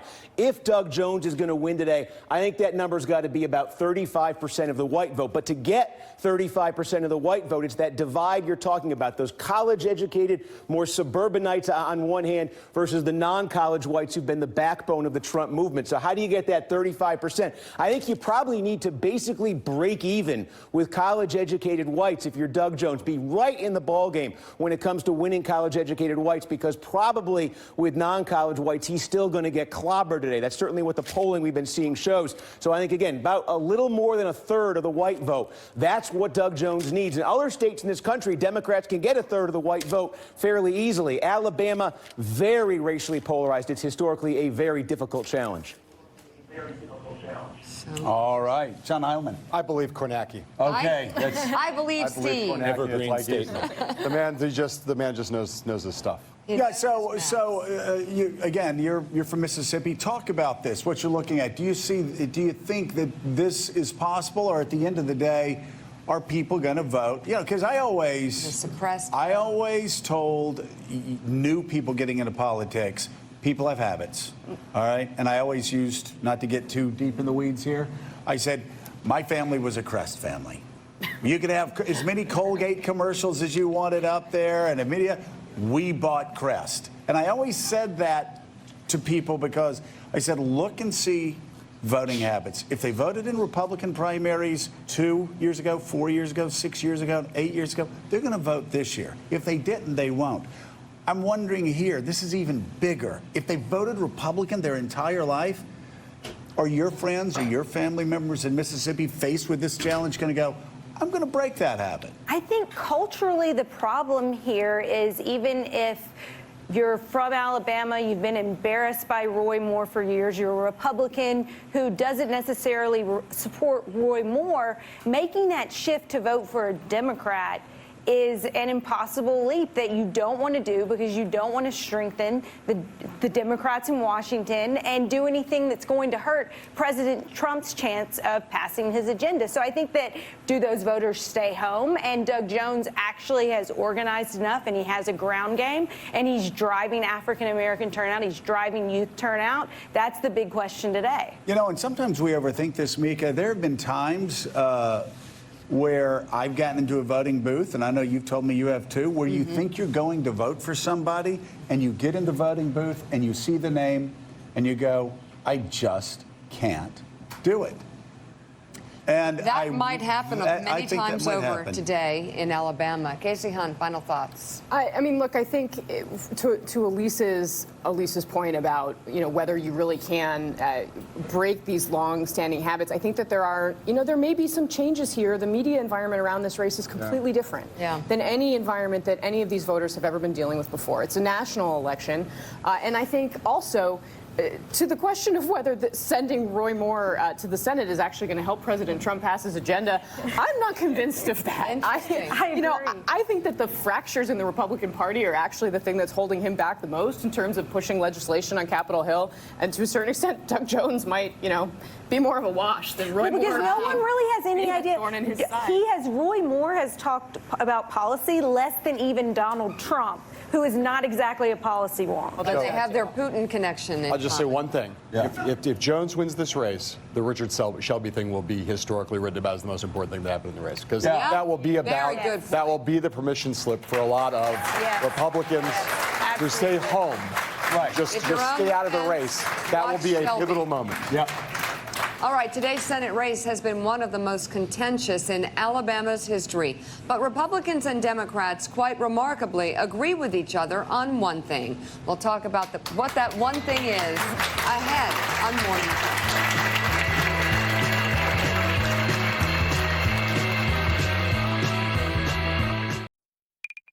Today you got, Kristen Gillibrand and Bernie Sanders are all saying you got to step down because of Billy Bush weekend. I thought we litigated that. Didn't the American people already vote on that one? Alabama's the fire break and all that.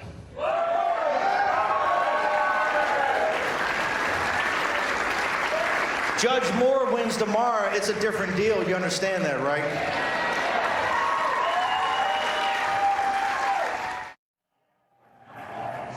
White House Chief Strategist Steve Bannon campaigning for Roy Moore last night. The polls here in Alabama open in just a few moments at 7 a.m. Central Time. Are Republicans as energized today as they were last year when Donald Trump beat Hillary Clinton in Alabama by 28 points? This special Election Day edition of Morning Joe continues in just a moment, live from Alabama.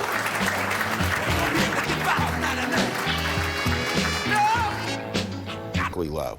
The country hasn't yet had an opportunity to reject this. We see Steve Bannon out there propagating all of these crackpot ideas, and I get it. People in the room are excited, but that room is not representative of this country. But it's not. Let me add one more adjective for Steve Bannon. He's not only is a nihilist, not only is a vandal, he's also the poster child of the culture wars. He's the poster child of the current iteration of the culture wars. He allows folk to be as ugly. He allows this ugliness to come forward. A poster child. Steve Bannon, did you ever think you'd be a cover girl? Well, you might think he's a fraud. I think you are a poet, my friend Steve Schmidt. What a great conversation. I'm thrilled they're here. We have to turn now, of course, to yesterday's attempted terror attack on a busy New York City subway station during the morning rush hour. Stunning that this happened Monday morning, 2 weeks before Christmas. The suspect, a 27-year-old immigrant from Bangladesh, is telling investigators he detonated the explosive device in the name of ISIS. NBC's Pete Williams has more. Pete, what else are we learning about him? Well, I think we know pretty much what the story is here. It's always surprising, Stephanie, that someone is willing to do something so violent against other people, and yet the moment they're arrested, they then begin to tell their story, and that appears to be what's happened here. He talked for hours yesterday to investigators in his hospital room and said he carried out the attack in retribution for American bombing against ISIS, that he was radicalized by ISIS propaganda, that he studied how to make his pipe bomb by looking at Al-Qaeda magazine articles in the Inspire magazine. Fortunately, he didn't do it right, and the device was not constructed well, and it basically dissipated the energy of the explosion, and he was the only person seriously injured. The New York authorities have filed some placeholder charges, but we expect that federal charges will be filed later today. Charges of material support for a terror organization, namely ISIS, also use of a weapon of mass destruction. That's the federal term for a bomb. So he'll probably, I don't know whether he'll appear in court or whether it'll be by television or how that'll be done, but I would expect the charges would be filed later today, Stephanie. All right, Pete, we're going to continue to watch that story. Coming up, investigating the investigators. There's a new Axios report this morning.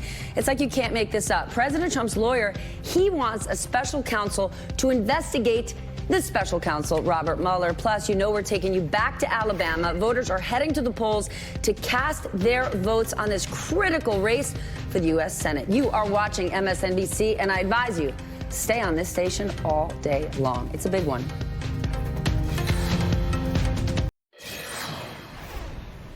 Welcome back. I'm Stephanie Ruhle. Today, President Trump's legal team is rolling out a tough new strategy. A lawyer for his team, Jay Sekulow, confirms to NBC that they want a second independent counsel, this time to investigate the Justice Department. For more, NBC's Kristen Welker is at the White House. All right, what's the rationale here? Well, Steph, I've been speaking to members of the president's legal team. Bottom line, they feel there have been conflicts of interest. I want to be very clear about this, though. What the president's legal team is calling for is an investigation into the DOJ, the FBI, not the special counsel. So here's what Jay Sekulow said in a quote: "The Department of Justice and FBI cannot ignore the multiple problems that have been created by these obvious conflicts of interest. These new revelations require the appointment of a special counsel to investigate." Now, what specifically set this off? Well, they cite this recent revelation that a Justice Department official was demoted last week for concealing his meetings with the men behind that anti-Trump dossier that got so much attention. So this is, they say, just one of the instances of conflicts, essentially, that they want to be looked into. This obviously is something that has gotten under the president's skin. You have a number of his confidants saying that there needs to be a tougher approach to dealing with this, a tougher legal approach. So I think we're starting to see the start of that approach take root, Steph. But look, the president feels as though this is not only overshadowing his White House here, but potentially undermining his agenda. So we're seeing the president, his legal team, fire back more strongly than ever, Steph. All right, we got to talk about his tweet this morning, tweeting about Senators Kirsten Gillibrand and Chuck Schumer. Yep. We know she's come out swinging in the last 24 hours against the president, but what's he saying today? Well, and just to give a little bit more context to that backdrop, Steph, Senator Kirsten Gillibrand called on President Trump to resign yesterday. She also said she supports that congressional investigation into the accusations of sexual misconduct made against him. He denies all of those accusations, but he raised a lot of eyebrows with this tweet, Steph. Let me read it to you. He tweeted out just moments ago, lightweight Senator Kirsten Gillibrand, a total flunky for Chuck Schumer and someone who would come to my office, quote, begging for campaign contributions not so long ago and would do anything for them, is now in the ring fighting against Trump, very disloyal to Bill and crooked, used. Now, a lot of people upset with the inference there about the idea that she would do anything for contributions. Senator Gillibrand firing back moments ago. Steph, let me read it to you. You cannot silence me or the millions of women who have gotten off the sidelines to speak out about the unfitness and shame you have brought to the Oval Office. So we have an early morning Twitter smackdown between these two, Steph, which I wouldn't be surprised if it just ramped up throughout the day and in the coming days and weeks. This is an issue that Senator Gillibrand has really made her mark on, and she's not letting it go anytime soon. Clearly upsets the president, Steph. Parentheses, and would do anything for them. Stunning on a week when the president might get tax reform through. Unnecessary. All right, I got to bring my panel in for just 1 second. Steve, Eddie, in a word, your response to Trump's team saying we need an investigation now on the DOJ, the FBI. Well, it's absurd. It's deliberate. It is synced up with the state media, Fox TV propaganda trying to undermine this investigation. And it may, at the end of the day, precipitate next year a constitutional crisis should Donald Trump move to fire Robert Mueller. That wasn't a word. Scared as hell. There you go. Scared as hell. Gentlemen, my goodness. All right, well, breaking news just a moment ago. Guess who voted Senate Democratic nominee in Alabama? Doug Jones. He showed up at the polling station, not on Sassy the horse. I believe he walked in. Maybe he drove there, and I think we know who he voted for. But we know at least one vote is in, and it's for Doug Jones.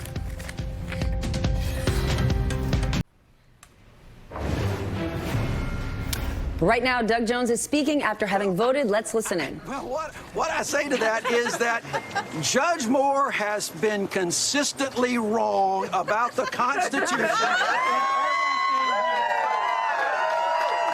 Consistently wrong. Somebody, CBS 42 back there. To try and garner the black vote, especially for this election? Well, look, you know, we've been trying to send a message to everyone. We've been trying to make sure that everyone knows that they're going to have a partner in Alabama. We've tried to identify votes that we believe are Doug Jones supporters as we travel around the state. We have been moving to get out the vote in a number of places. So we are happy. We're pleased with the effort. We have had so much support from the African-American community over the years. I think they've seen in Doug Jones a partner for a long time, and they sure don't see a partner in Roy Moore if you look at the history of what he has said about slavery, secessionists, getting rid of amendments that were passed right after the Civil War. It's only natural, I think, that the African-American community rally around someone who was there for them and prosecuted a heinous crime that occurred decades ago. Sir, following up on the question about Roy Moore, if the day doesn't go like you're hoping and he wins, should the Senate immediately begin procedures? I'm not going to answer that question. I mean, look, that's not going to be me. First of all, I don't think we're going to get that. In Alabama, we have come so far with too many things. And there's this saying, fool me once, shame on you. Fool me twice, shame on me. Alabama's not going to let that shame happen again. Well, question, and I had somebody... You just said that you don't think that that's going to happen. That is to say that the Senate would need. I don't think that Roy Moore is going to win this election. He's not going to. All right, thank you all very much. Thank you, and thank you. That, of course, was Doug Jones. I want to bring in a local political reporter, Michael Doudna, with the NBC affiliate 12 News in Montgomery, Alabama. Michael, what are people telling you? Well, what people are really saying is that there's going to be a lot of people really watching this race as it will likely go down to the wire, because when it comes to this issue, when it comes to picking a candidate, a lot of people are pretty conflicted here in Alabama because, again, a Democrat has not won a statewide race here in this state this decade so far. But a lot of people are conflicted about the allegations that are surrounding Roy Moore. So they're having to basically make that choice basically on what they think about those allegations and whether or not they want to support Doug Jones, the Democrat, maybe for the first time in quite some time. All right, Michael, get out of your comfort zone. Who do you think's going to win? You're there. Well, I'm not going to give you a pure prediction right now. How about it? Probably Why if you not? had to say someone was going to win.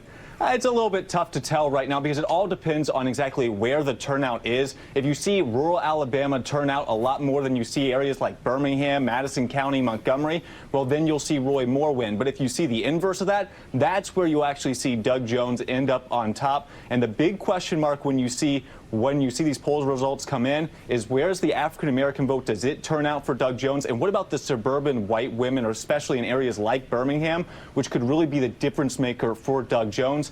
Right now, the Republican base is just so large here in Alabama, so Roy Moore probably has a slight edge, but this race really could be too close to call, and we could be in for a pretty late night here.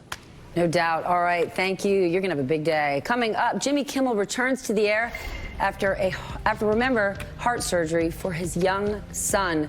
And what did he do last night? He begged Congress to pay attention and to act on Chip. I've had enough of this. I don't know what could be more disgusting than putting a tax cut that mostly goes to rich people ahead of the lives of children.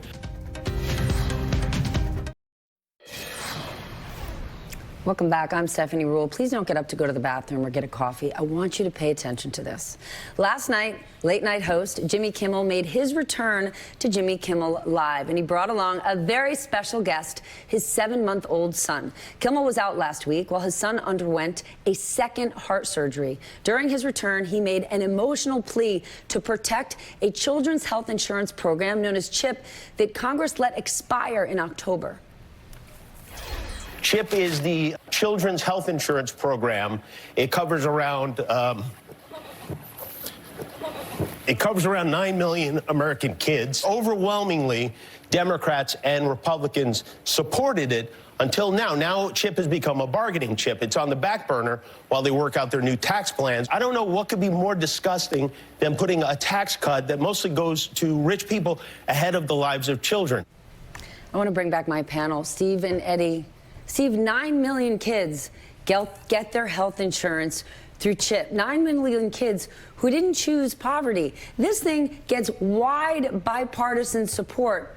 Why is it being held up? Why is this Welcome an issue? to 2017 and the collapse of decency, rigor in the congressional policymaking process. But this one's a no-brainer. Of course it is. This was always popular with both Republicans and Democrats, had broad bipartisan support, should never have lapsed. It should absolutely be reauthorized. But again, Congress has an approval level somewhere around 15–16%, and they didn't get there overnight. It's well earned.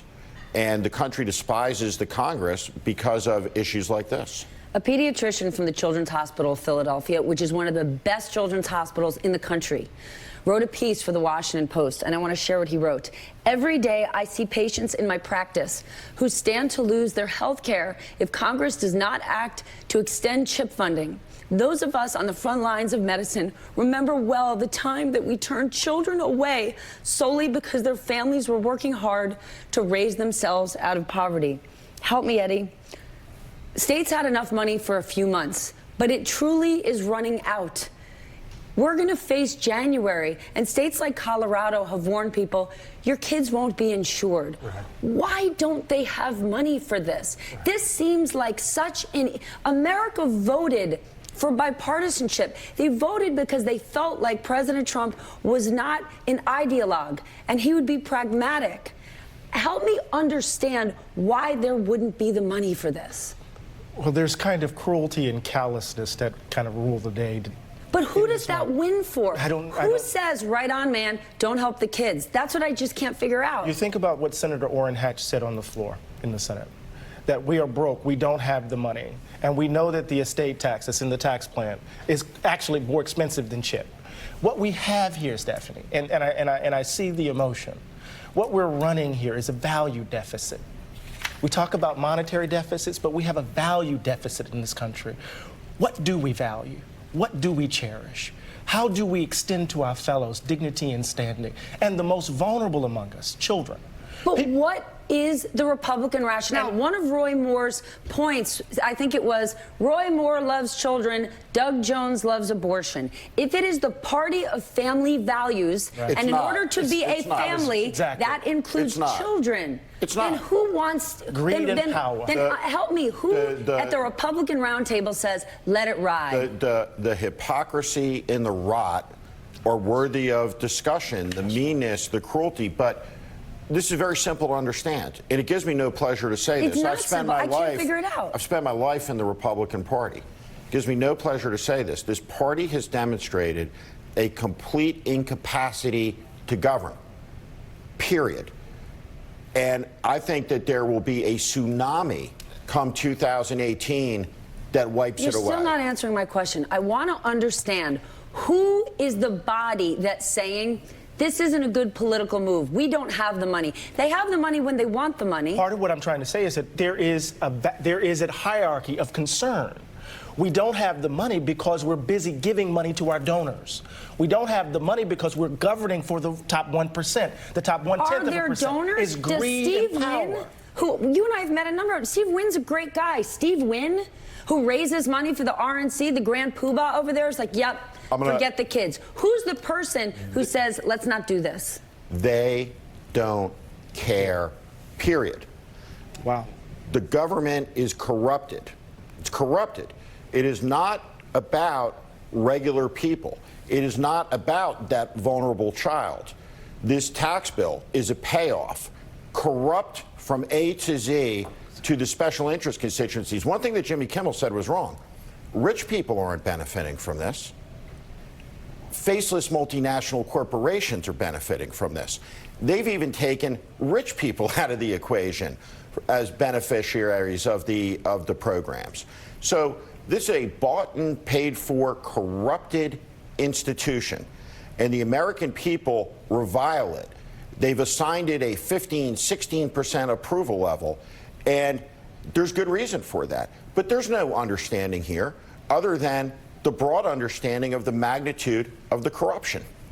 And this is for corporate America. This is why they don't have the money, because they're giving a corporate tax cut. I mean, we saw that on the floor with Senator Hatch responding to Senator Brown. Yes. That's basically what he said.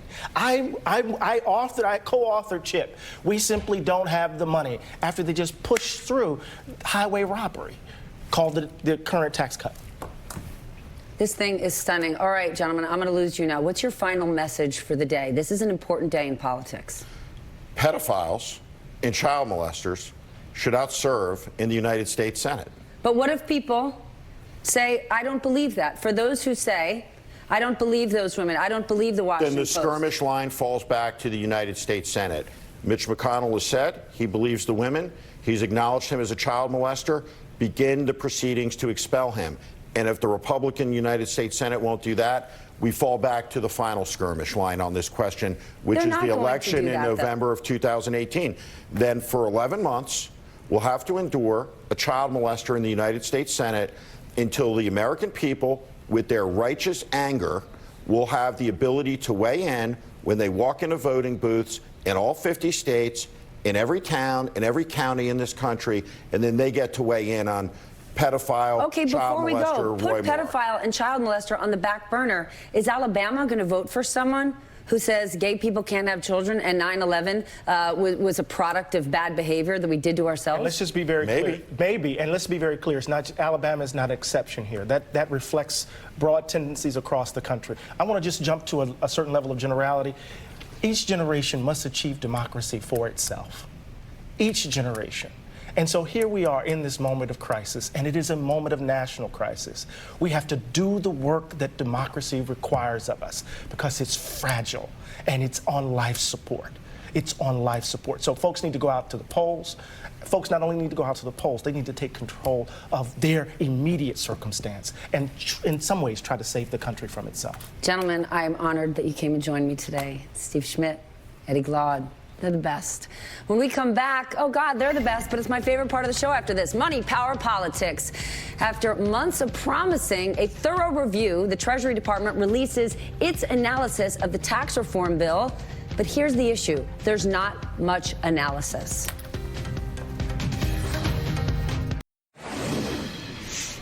It is time for Money, Power, Politics. After months of promising that over 100 people were working on it, critics are savaging the Trump administration's own analysis of its tax plan. One columnist in the Washington Post calls it fan fiction. The chief concern, incredibly rosy estimates on the deficit that literally matches no other estimate out there. And here's how Democrats responded.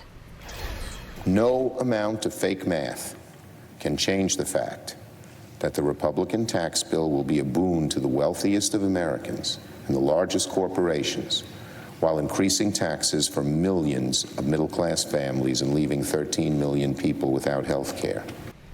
It's no surprise that would be Democrats' response. I know I was excited to look at this analysis, and for me, it's come pretty short on information. Jared Walczak is a senior policy analyst, at the Tax Foundation. Jared, this tax bill, it's beefy, 429 pages. And this analysis, I don't even think it's 500 words.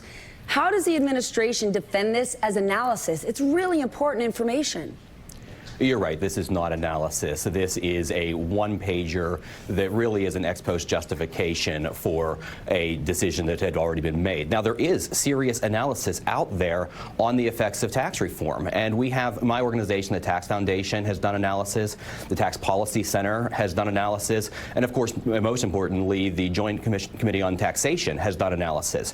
All of these say that there are important pro-growth provisions in the bill. None of them say that the tax cuts pay for themselves, and that's an important distinction. There are good things in here. There's some really good things in here, but Treasury saying that effectively you could pay for it through this reform, that's not something that you're seeing anywhere else. Then if there are good things in there, and organizations like yours recognize that, but across the board, Tax Foundation, Tax Policy Center, Penn Wharton, Goldman Sachs, none are saying, to your point, that it pays for itself, and it's what the administration says it actually is. So should they wait on this before they vote? You get tax reform once every 30 years. This is major. And since there's such little support, do you think they're rushing it? Well, this is usually how a process like this works, for better or worse, and maybe that's not for the best. But what we usually see is that major legislation, especially legislation that's going to have a narrow vote, does get pushed through relatively quickly. Now, of course, it's a process that's been going on for much longer than the last few weeks. There have been people thinking and working on this for years. In fact, some of the reforms in here, like the move to full expensing, is something that people have been working on for decades. So it's not something. But the main architects of this in the administration are Gary Cohn and Steve Mnuchin. Gary Cohn didn't even know President Trump until 10 months ago, and neither one of them are economists. They're deal guys. Well, if you look at what the administration put out back in April, where they just put a few pages out, I would suggest that it was one page, actually. Yeah, that basically what we're seeing here is driven more by Congress, and that you do have people in Congress who have been working on this for years. You don't really see leadership coming from the White House primarily on this. Their proposal back in April was very simple, and this is not exactly what they had proposed either. Instead, we're seeing perhaps some of the longer time priorities of members of Congress being reflected here. I want to ask you about assumptions here, because if you look at the GDP estimates, some of it, only half of it actually, comes from corporate rates. But a large part of the other comes from regulatory reform, infrastructure spending, and welfare reform. None of those three things have happened. So you're going to vote on a plan and push a plan through where three of the biggest drivers that push GDP forward, we don't even know if they're going to happen. Yeah. I don't think many members of Congress are going to vote on this based on a single page from Treasury. I think it's important that we have that. I think it's important that we're discussing that and why they made those assumptions. There are some real problems there. But again, there are serious analyses out there. There's JCT's score, which is, of course, very important. There's my organization, the Tax Foundation, doing analysis on this. TPC, Penn Wharton. Members of Congress do have credible analysis of the effects of tax reform, and I know they're taking that into consideration, and I'm sure it's getting a lot more consideration than a hastily put together one-pager from Treasury, which, like you said, is partially tax reform and partially other extraneous issues. Quick, yes, no. You think this ends up on Trump's desk and signed before Christmas? Yes, just barely. I think 60% chance. Just yes. barely. So you're saying there's a chance. All right, thanks so much for joining me today. I appreciate it. We're going to take a break. Coming up, Kirsten Gillibrand speaking on Capitol Hill. We're going to see if she responds on camera to the Twitter attacks on her by President Trump this morning. I'm going to take a guess here and say yes. And of course, you know we're going to give you the latest from Alabama, where the Republican nominee for U.S. Senate, Judge Roy Moore, is expected to arrive at his polling place on horseback, riding one of his faves, Miss Sassy. You're going to want to see that. Before we go, Merriam-Webster Dictionary has announced its pick for 2017's Word of the Year. And no, it's not complicit. Be a little more optimistic. That word is feminism. According to the dictionary, feminism was one of the most searched terms of 2017, which should come at no surprise for a year that started off with the massive global women's march and is ending with the Me Too movement, where empowered women are sharing their experiences with sexual misconduct across every industry. This is a watershed moment, a year when people are talking, maybe even redefining what feminism is. That wraps us up for, I'm going to call it, a pretty important hour on a very important day in politics. I'm Stephanie Ruhle. You can find me all day long on Twitter. I won't see you at 11, but I will see you tomorrow. Coming up right now, my friend and colleague, Hallie Jackson. Well, I will see you tomorrow, Stephanie Ruhle. Thank you much. It is all happening today, right now, actually, with Democrat Doug Jones already voting in Alabama. And within the next hour or so, we'll see Republican Roy Moore casting his own ballot after riding in on his horse. Yep, a lot of the comments being made in the last 12 to 18 hours as Republicans and their razor-thin control of the Senate is at stake right now. A win for the Dems could put the president and GOP's agenda in jeopardy. So we are watching all of it as we expect to hear from House Speaker Paul Ryan, who may be asked to weigh in on the Alabama Senate race. Straight ahead, we have reports on the ground plus expert analysis of what to watch for. And let's get to the ground right now, because this is a big day, a big morning. NBC's Gabe Gutierrez is there watching it for us, along with the rest of our team on the ground. We've got Steve Kornacki taking a look at the polling. Gabe, I want to start with you. Lay it out for us, my friend. The last 4 hours, we've seen some action in Mountain Brook. Doug Jones casting his ballot. We're waiting for Roy Moore probably in the next 60 minutes or so. What you got? Hi there, Hallie. Good morning. And sure, a lot going on. And really, it's a toss-up at this point. As you've been reporting, the polls are all over the map on this one. One shows Doug Jones ahead by 10. Another one shows Roy Moore ahead by 9. The average has it at 2.2. It's really a toss-up at this point. We've been speaking with some of the voters here, very excited to cast their ballots here in suburban Birmingham. One woman we spoke with actually was something that Doug Jones has been looking for as well, a Republican woman, suburban white voter who says that she's deeply troubled by the allegations against Roy Moore and says that she wanted to do the honorable thing, and that's why she voted for Doug Jones, even though she had previously supported Luther Strange in the primary. So Doug Jones, within the past hour or so, has voted himself, casting his own vote. Let's take a listen to some of what he had to say. This is an important time in Alabama's history, and we feel very confident of where we are and how this is going to turn out. But more importantly, we feel so good about what we've done and what we've said to the people of Alabama and to people of the United States. Now, after largely disappearing from the campaign trail for almost a week, Republican Roy Moore, who continues to deny those allegations of sexual misconduct with teen girls, he held a rally late last night with former White House Chief Strategist Steve Bannon. They're now framing this race as a referendum on Donald Trump and his policies. He blasted the GOP establishment as well as Democrats. Let's take a listen to what he had to say last night. One thing I don't like the media has said, that a lot of people who are Republicans claim they're going to vote for me and just ignore what they believe. I'm going to tell you, if you don't believe in my character, don't vote for me. I will tell you, the Moore campaign has been energized by the endorsement of Donald Trump several days ago. And the president, once again, as he has done over the last several days, he is tweeting this morning saying, quote, "The people of Alabama will do the right thing. Doug Jones is pro-abortion, weak on crime, military, and illegal immigration, bad for gun owners and veterans, and against the wall. Jones is a Pelosi Schumer puppet. Roy Moore will always vote with us.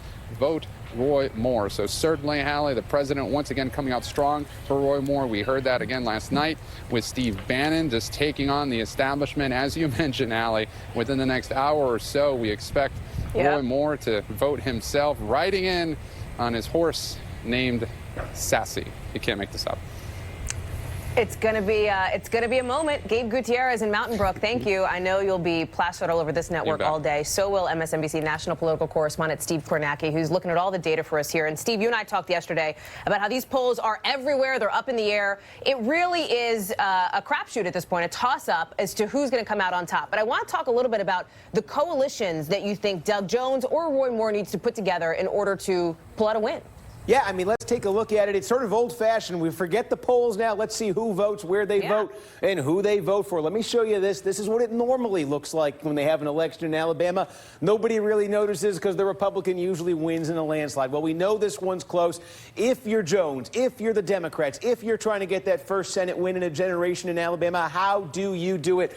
Two keys to look at on this map. Remember, Donald Trump won this thing by 28 points. Number one here, you look at the parts of Alabama that are blue. It's this belt, particularly across the state right here. These are largely black counties. The biggest one in here is where Montgomery, the state capital, is. Large black vote here would be very good for Jones. So you have those calls from Barack Obama that came out in the last few days. The idea here is to get turnout up as much as possible in the areas that are Democratic. That also includes the city of Birmingham as well. It's about 40% black in this county, Jefferson County. But look, just getting black voters mobilized is not going to get you there in a state like Alabama. The voting here is very polarized on racial lines. What the Jones campaign then needs is a large number. They think it would be suburban white Republicans, particularly white women. They normally vote Republican. The idea is they're offended by Moore, and those are the voters the Jones campaign is looking at. I'll give you a couple places to keep in mind. Let's look inside Shelby County here. This is outside of Birmingham, outside of Jefferson County. This is very white. There's a lot of suburbs here.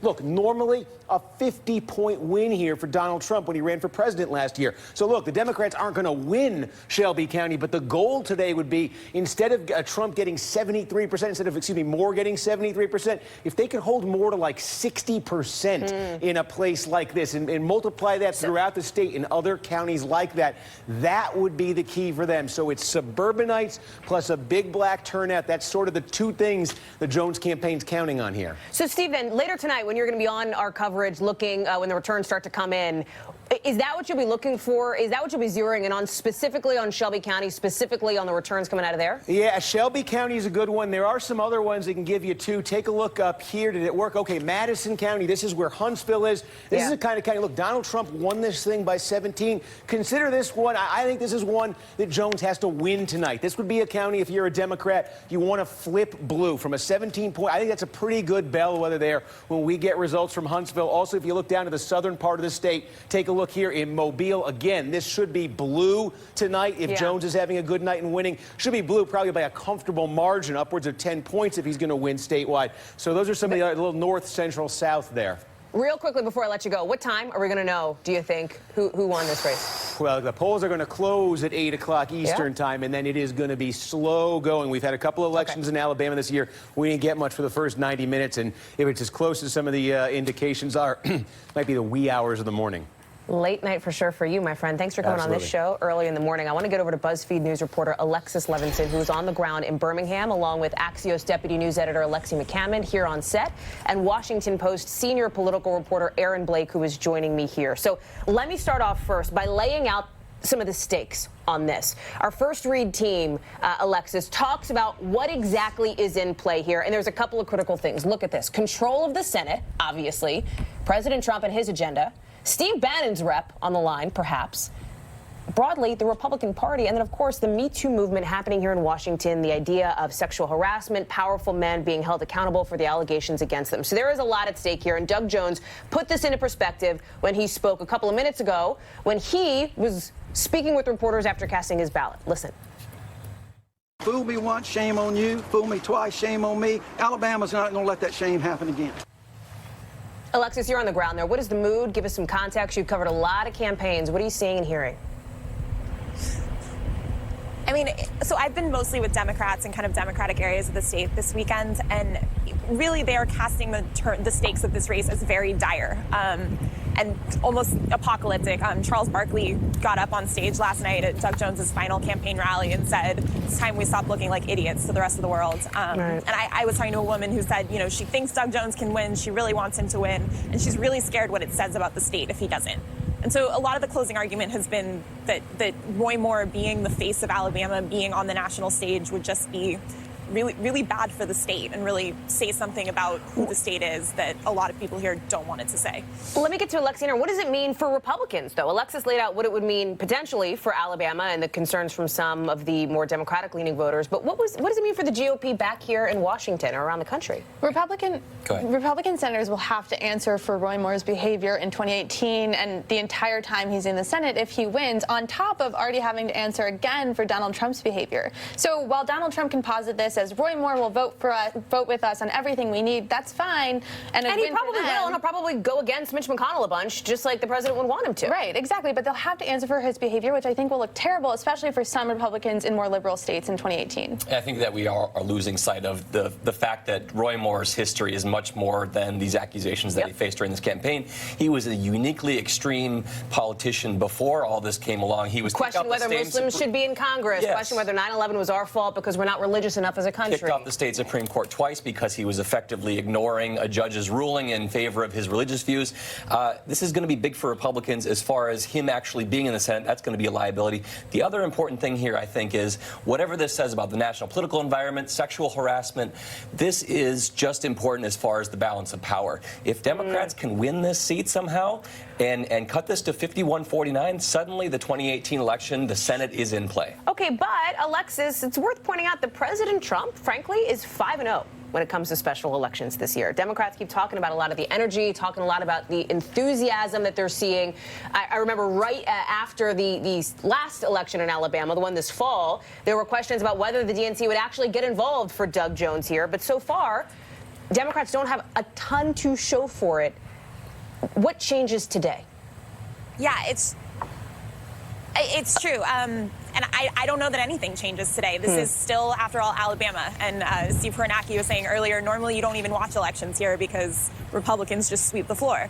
And I think, you know, we saw a similar energy, similar amounts of money flooding in for John Ossoff. And obviously that one got a lot more hyped on the Democratic side, I think, than this one did. This one, sort of the excitement on the Democratic side came in, I think, a little later. It was when, you know, someone describes it to me as having several bursts. When Roy Moore got the nomination and suddenly it looked like maybe a Democrat would have a chance because of his controversial past. And then when the sexual harassment allegations came out, that was a whole new page in this race that really kicked it into a new gear for Democrats. You have, though, Roy Moore getting support not just from the president, but from Steve Bannon after that rather remarkable, I guess, campaign rally last night in Alabama.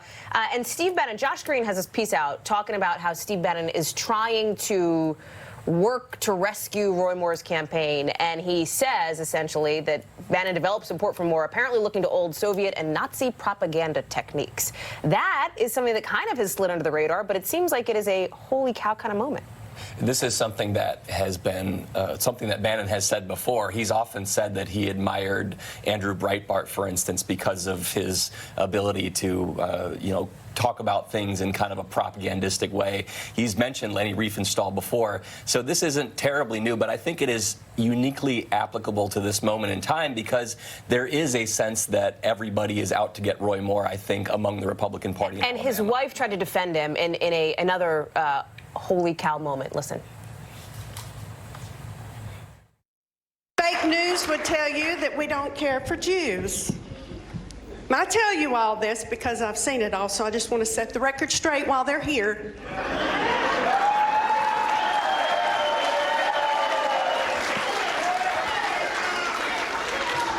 One of our attorneys is a Jew. We have very close friends that are Jewish and rabbis, and we also fellowship with them. Does that do anything to change anybody's mind? I think they're speaking directly to those Republicans in Alabama who sort of love this Steve Bannon-backed candidate, right? They rejected Luther Strange, who was backed by Trump, who everyone thought was going to win. They're clearly responding positively to this type of holy cow behavior, as you put it, which I think is surprising. Alexis Levinson, down there in Birmingham, good luck to you today. Thanks for coming on the show. I'm going to ask Alexi and Aaron to hang out for a couple of minutes, because while we watch what's happening in Alabama, we're also watching what's happening on Capitol Hill right behind me. You've got Senator Kirsten Gillibrand any minute now, set to appear on Capitol Hill, right as she and Donald Trump are in a Twitter feud. We've got more on that, plus the president and his legal team firing back against accusations of sexual misconduct. So again, Senator Gillibrand, any minute now on the Hill. We're going to bring that to you live and monitor it as we get it. That's next.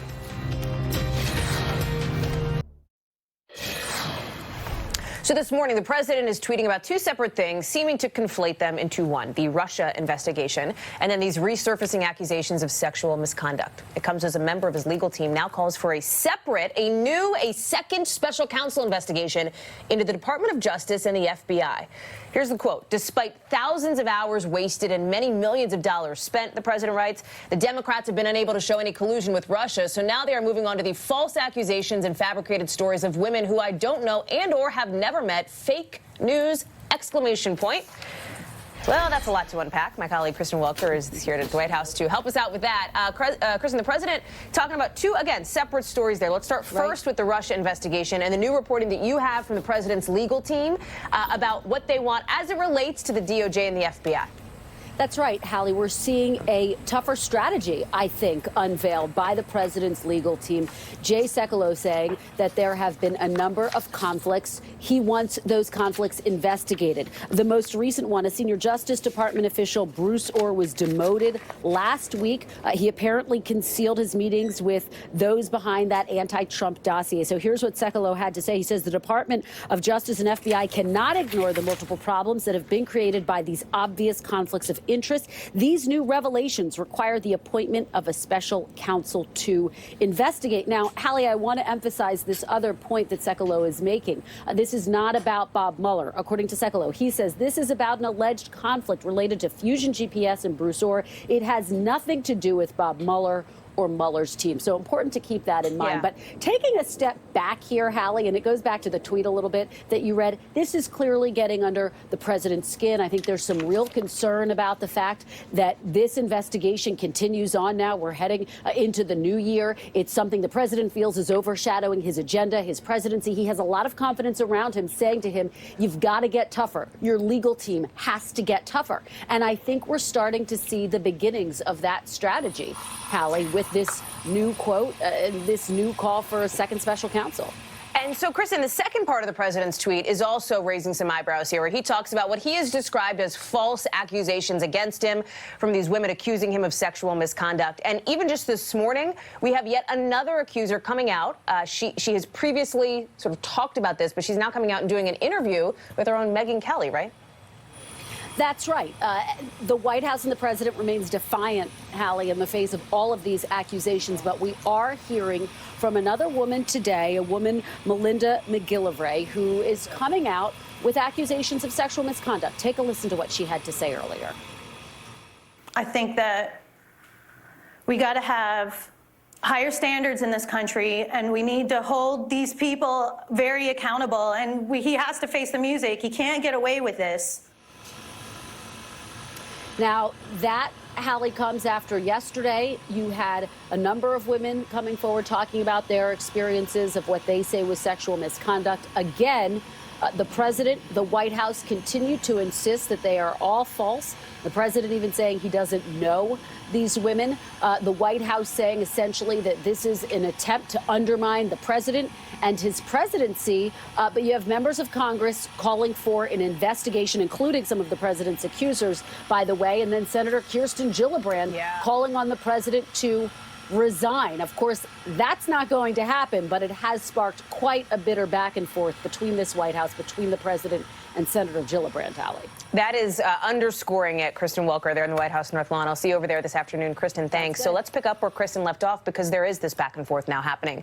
Right. Clearly, the discussion about calling on the president to resign from Senator Gillibrand has gotten under the president's skin, because he tweeted today, and I want to pull up that tweet about her, about the campaign contributions that she apparently asked him for. And we do know that she received some, a couple $1,000s from the Trumps. He calls her a total flunky for Chuck Schumer, calls her a lightweight, says she is someone who would come to my office begging for campaign contributions not so long ago and would do anything for them.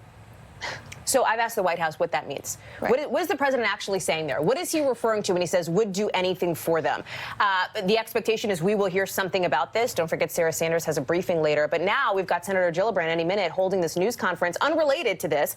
Almost certainly will be asked about this in a story that, again, means that this is going to dominate the day. The discussions about what the president is accused of doing with women before he was elected. Right, and I'm so glad you asked about that parenthetical statement, because that is just a sort of egregious, almost nasty way of wording, would do anything for these donations. What is he suggesting? The heavy insinuation is that he's talking about something sexual. Right. That's, I think, how it is fair at this point to read it without having more information from the White House about what exactly he's talking about. And I have my phone at the ready in case the White House wants to write back and let me know the answer to that. This is clearly them trying to plant that seed, but saying it in a way that they'll deny it and the base will accept that denial. They'll think that we're taking it too far by reading too much into it. This is the danger, though, of these accusers coming forward and talking like they are now, giving public interviews. They are effectively drawing the president out. A president who, by the way, is having a very difficult time with this whole Russia investigation thing, seems to be lashing out more and more as the days pass. And that's the danger of this for the White House, that he continues to do stuff like this and really make it look like this is going to be the story. But let's do a quick fact check here, because the president says he doesn't know these women, he has never met them. But let's point out who some of these accusers are. Contestant on his show, The Apprentice, a contestant on one of his beauty pageants, somebody who he worked with, a former business partner, and a former receptionist at Trump Tower, so on and so forth. Is that defense going to hold water? No, there's no way, because these women have evidence of interactions they've had with him and times they've been in the same space as him. But this is bothering him. The Post is reporting today, the Washington Post, that some Republicans are close to the president are saying they're really concerned about how he's going to navigate this now with this resurfacing in the headlines again. Yeah, and that tweet is a really good example of that. I mean, throwing out that parenthetical, saying I've never met these women and don't know them. He said he threw an and or in there, which maybe suggests that there's one or two that he hasn't actually met before. But like you said, there is a demonstrated pattern of him having been in the same spaces as these women, worked with them. The fact that he's saying I didn't even know them, kind of like Roy Moore has said, by the way, about his accusers, really doesn't hold water. There are two separate sort of big pushes here on Capitol Hill. One that you've seen from some senators, including Senator Gillibrand, is for the president to resign. The other is for some sort of investigation. Now, Senator Feinstein, just within the last couple of minutes, told reporters she doesn't think calling for him to resign is going to be effective. She says because she doesn't think he will. So the resignation point, you don't have all Democrats unified on that. What you do have are a lot of Democrats wanting Congress, a lot of Americans wanting Democrats in Congress and other members of Congress to investigate the claims against the president. Check out this Q poll, this Quinnipiac poll, just from last week. 70% of Americans do want Congress to investigate these claims. 56 Democratic women in the House are calling on the Oversight Committee on this. And then you have the senators who are calling on the president to resign. It's not going to happen. A Republican-controlled Congress is almost certainly not going to investigate the president. So Democrats are clearly making a political calculation here. Right, and Republicans continue to make this a partisan issue, which it shouldn't be when we see this poll that you just referenced, when 70% of Americans want Congress to investigate that. That means Americans on both sides of the aisle, right, presumably. And Republicans are just denying it, and Donald Trump is denying it, and they're supporting Roy Moore in the midst of all this, which sends a signal. Very little political incentive for Republicans to do anything on this. No, because their base isn't demanding it. I think when you see a poll that says 70% of people want investigation, people tend to tell pollsters they want investigations of stuff. It sounds very fair and it sounds very good. Polls have shown repeatedly the vast majority of Republicans don't believe these accusations against the president. I'm going to ask both of you guys to hang out for a little bit longer because we have much more to talk about on the political front. We also have more to talk about when it comes to the suspect accused of setting off a bomb, basically, in Midtown Manhattan, or at least trying to. What police are now saying about his past and the charges he's facing for the attack. We are back now with a look at your morning's headlines. Starting on January 1st, transgender people can begin enlisting in the military after a federal judge rejected the Trump administration's request to delay them from serving. The judge followed her earlier opinion blocking the ban, writing that the court is not convinced by what she calls the vague claims in the government's argument. More than 50 world leaders are meeting in Paris today for a climate summit, hoping to inject life and money into the fight against climate change. You know who's not going to be there? You know, President Trump. He pulled the U.S. out of the Paris Climate Accord back in June. He was actually not even invited to the summit at all. French President Emmanuel Macron, who's the host, said this morning it was extremely aggressive for Donald Trump to pull out of that deal, and he will not renegotiate the Paris Treaty just for the president. Macron also said he hopes the president will change his mind, would welcome him back if he wanted to return. And South Korea has reportedly asked the U.S. to put off joint military exercises until after the Winter Olympics in February to try to lower the chances of any kind of North Korean aggression during those games. North Korea often, as you know, blasts these joint exercises. Earlier this month, White House National Security Advisor H.R. McMaster warned the chances of war with North Korea were increasing every day. According to the Financial Times, the U.S. is likely they will probably accept South Korea's request to delay. We also want to get now to some other news coming out of New York City. You have new information now on the prosecutors getting ready to bring federal charges against the suspect arrested in yesterday's failed terror attack in New York City, the attempted attack. 27-year-old Akaid Ullah was charged with state terrorism offenses this morning, including criminal possession of a weapon, supporting an act of terrorism, and making a terroristic threat. Investigators say he told them he detonated the bomb in the name of ISIS to avenge the deaths of Muslims around the world, and that he did it after seeing a holiday display at the Port Authority bus terminal right off Times Square, a Christmas display. There's no evidence Ullah had any direct contact with ISIS, but his profile is yet another instance of the kinds of challenges law enforcement officials face more and more. Listen. You know, this is an individual who came from Bangladesh, was living here, went through a number of jobs, was not particularly struggling financially or under any known pressure, who was not on our radar at the NYPD, not on the FBI radar, and he's somewhat characteristic of what we've been seeing across the world, which is somebody who turns up one day out of the blue. NBC's Justice correspondent Pete Williams is joining me now. Pete, what else do we know about this guy? Well, you're right about federal charges coming, and it's a foregone conclusion that this would be a federal case because the FBI has the jurisdiction whenever there's an attempted or successful terrorist attack. So I think we'll probably get those charges here within the next hour and probably hear from prosecutors in New York in maybe an hour and a half or so. The interesting thing, Hallie, is you have a person who's willing to carry out an attack knowing that he could potentially kill or wound dozens of people, and yet the moment he's arrested, the moment he's taken to the hospital, gets treatment for the burns that he suffered when his device malfunctioned, he begins to tell his story to the FBI. And that's what he did for several hours yesterday, telling them that he was inspired by ISIS propaganda videos, that he studied how to make a pipe bomb by looking at the ISIS propaganda videos and looking at the ISIS online magazine Inspire. So that's where he learned to make a pipe bomb. Fortunately, he didn't do it correctly, and when it went off, it dissipated the force in such a way that it did not shatter the pipe, which would, of course, have caused injuries from people being hit by flying shrapnel, and so the damage was much less than what it could have been. But he says he wanted to do this in retaliation for U.S. bombing in Syria against ISIS. So it appears that he became radicalized after he came to the U.S. 7 years ago. ISIS really wasn't a factor and wasn't pumping out propaganda 7 years ago. Since coming here, he's made several trips back to Bangladesh. Of course, Bangladesh is where his family is from. There have been very few terrorist cases in the U.S. involving people from Bangladesh. So this is something of a rarity. He did come here on the kind of immigration visa that allows someone to come and join family members who are already here, which some people call chain immigration or chain migration, something that President Trump has criticized and said that it should be stopped in order to enhance U.S. security, Hallie. NBC's Pete Williams staying on top of that. Pete, thank you very much. We want to get back down to Alabama as the final hours of this Senate race unfold. Voters all across the state are at the polls right now.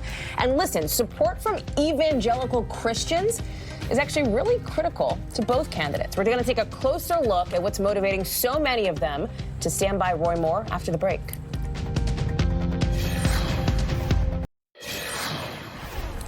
You are looking live right now at Capitol Hill, where Senator Kirsten Gillibrand is holding a news conference. She's talking transportation, not Donald Trump, at least not yet.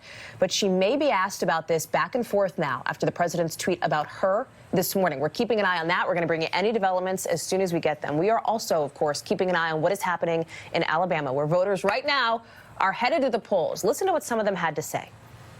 Why are you supporting Judge Moore? Because he's a man that has Christian values. I like his Christian values. And I like the fact that he runs on a lot of Trump's values, you know, with the abortion, with gun control. He's right on the issues. He's right on abortion. Judge Roy is a good Christian man, and all this bull crap that's going on is nothing but bull crap.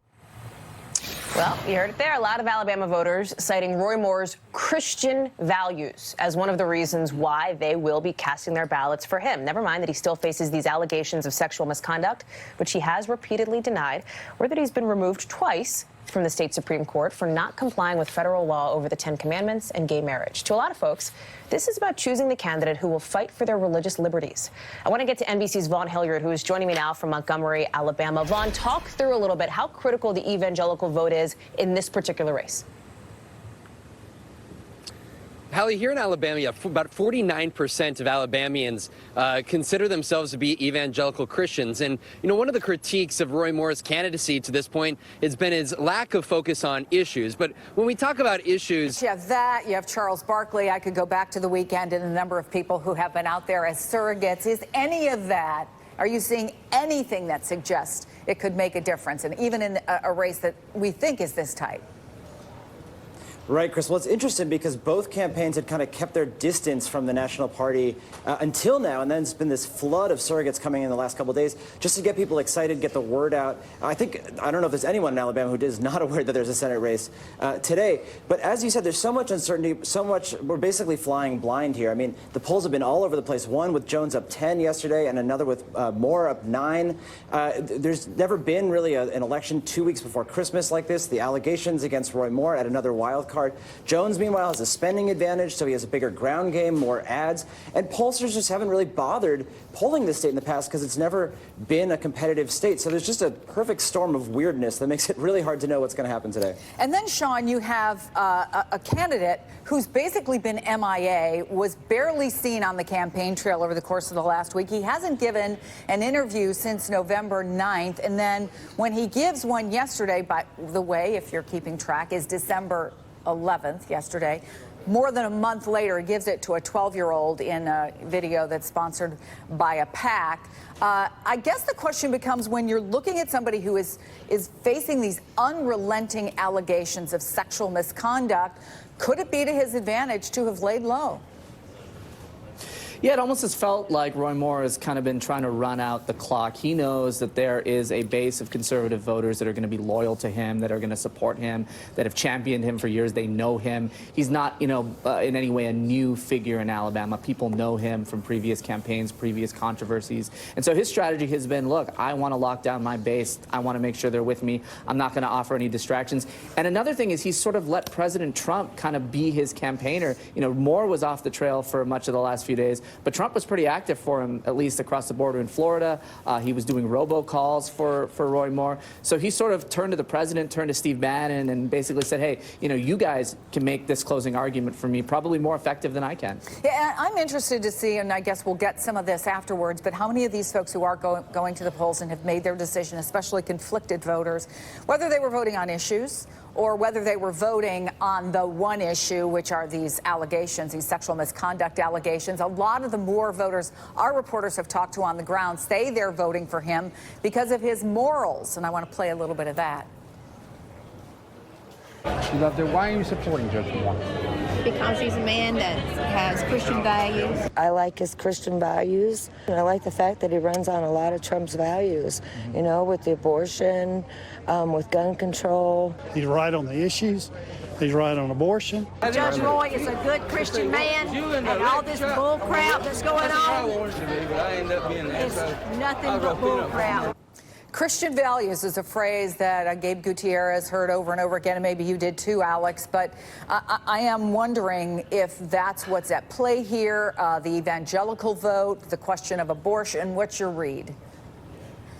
That's certainly a major factor here, and there's a lot of people, even if they are inclined to have doubts about Roy Moore because of these allegations, who still say it's more important to have a Republican senator in there who will vote on the next Supreme Court justice and all the other judges because of abortion, because all these issues are so important to them.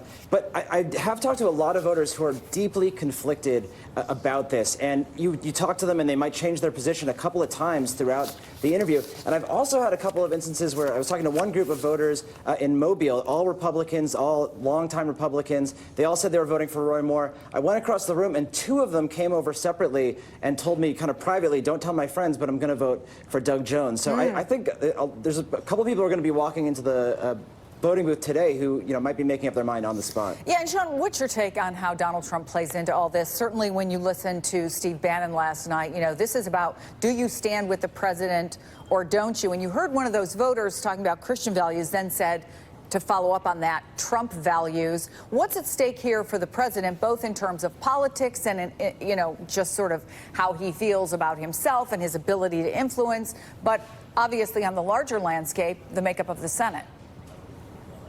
There's a great deal at stake for the president. He has come in the final few days here and made a really, really aggressive push for Roy Moore at a time when Senate Republican leaders and a lot of other Republicans in Washington have said, we want nothing to do with this guy. We don't support him. We don't want to associate ourselves with him. So there's a risk here. If Moore loses this campaign tonight, I think the president's going to look at this race, and I think supporters and detractors of the president are going to look at this race and say, what impact did he have on it? Does he deserve some blame? Should he have come in earlier? He's going to get a lot of second guessing. Now, if Moore wins, I think we can expect that the president will take credit for his late campaign here for Moore and say, look, I helped push him over the finish line. So there is a lot at stake politically and also policy-wise in the Senate, where this is an important vote for the president's agenda. And guys, I don't know if you have what we call return and can look at what's on the camera right now, but can we go back to that live shot? I know it's all over the place. Somebody has a very unsteady camera, and I don't mean to make anybody sick. But what you saw was, come on, what you saw was Roy Moore on his horse Sassy, galloping up to, I think, what was probably a group of supporters who were the required distance from the polling place. There it is, a steady shot. He's not just, sauntering. He's kind of, well, he was kind of galloping. Now he's sauntering. I'm assuming his wife maybe is on the other horse. But there's Sassy. We've been waiting for it all morning. My thanks to the Washington Post's Sean Sullivan, NBC's Alex Seitzwald. So much more to talk about coming up. Experts breaking down the GOP tax plan as Congress races to pass a bill by Christmas. We're digging into the latest reports to see which claims stand up to the hard math. You're watching Velshi and Rule on a wild day.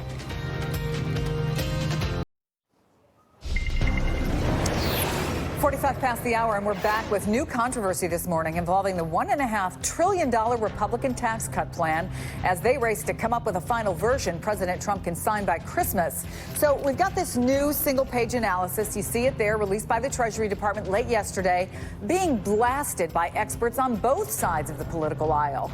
It claims that the Senate version of the plan will pay for itself, and then some, by generating up to $1.8 trillion in new revenue over the next 10 years. But then there are two independent analyses also released yesterday, and they sharply disagree. The Nonpartisan Tax Policy Center estimates the Senate plan would actually add $1.3 trillion to the deficits. And the Wharton School of Business estimate is even gloomier, predicting $1.5 trillion to $1.8 trillion added to the deficits. By the way, he said this many times, Wharton is the president's alma mater. He's bragged about it. I went to an Ivy League college. I was a nice student. I did very well. So why is there such a big difference in the estimates? The Treasury analysis assumes the economy will grow at a rate of 2.9% over the next 10 years. Others project economic growth over that period at 2.2%. So then also this morning, you've got this Washington Post breakdown that fuels arguments that the Republican tax plan benefits the wealthy more than the middle class. This isn't the first time we've seen this. Of the $1.5 trillion in planned tax cuts, $1 trillion goes to tax cuts for businesses, $100 billion to the estate tax cuts for the wealthy, $300 billion is spread over 10 years to households at all income levels. That's it, $300 billion. Joining me now is CNBC's Elon Mui, who focuses on economic policy, and also with us, former chief economist for Vice President Joe Biden, Jared Bernstein, now an MSNBC contributor. Good to have both of you. Elon, Washington Post columnist Catherine Rampella writes this today. White House officials and Republican lawmakers have repeatedly claimed that their tax plan will unleash such tremendous growth that the bill will pay for itself. Of course, no one remotely credible backs this up, not the Tax Policy Center, not the Tax Foundation, which uses relatively rosy assumptions about growth, not the Penn-Wharton budget model, not Goldman Sachs, not the usual gang of Republican economists, not even the Joint Committee on Taxation. Congress's nonpartisan internal scorekeepers on such matters has found that the bill would be self-financing. So what does the Treasury Secretary, Steve Mnuchin, know? What does President Trump know that these groups don't? I don't think it's what they know. I think it's what they're assuming in what is a one-page analysis of a 479-page bill. That's one-page analysis. There it is. You can hold it up is. because it's so short. Right. So what they assume, they start with the assumption that the economy will grow at a rate of 2.9% over the course of the decade, and then they work backward from that and say, well, how much revenue does that generate, and then will it pay for the size of the tax cuts? And this is really something that is critical to the Republican argument here. They say that half of that $1.8 trillion is being generated by a lower corporate tax rate. So when you look at the numbers in the plan, obviously it looks like there is a bigger cut for corporations than there are for individuals. But what they say is that tax cut for corporations will generate increased jobs, increased investment, and higher wages. And that's how this tax plan then ends up benefiting the middle class primarily. So the challenge here is that they start with their answer, which is that it will generate 2.9% growth. They don't show us how they got there. Yeah, and so today, Paul Ryan was asked about this one-page document and about the conclusion, and here's what he said to defend it.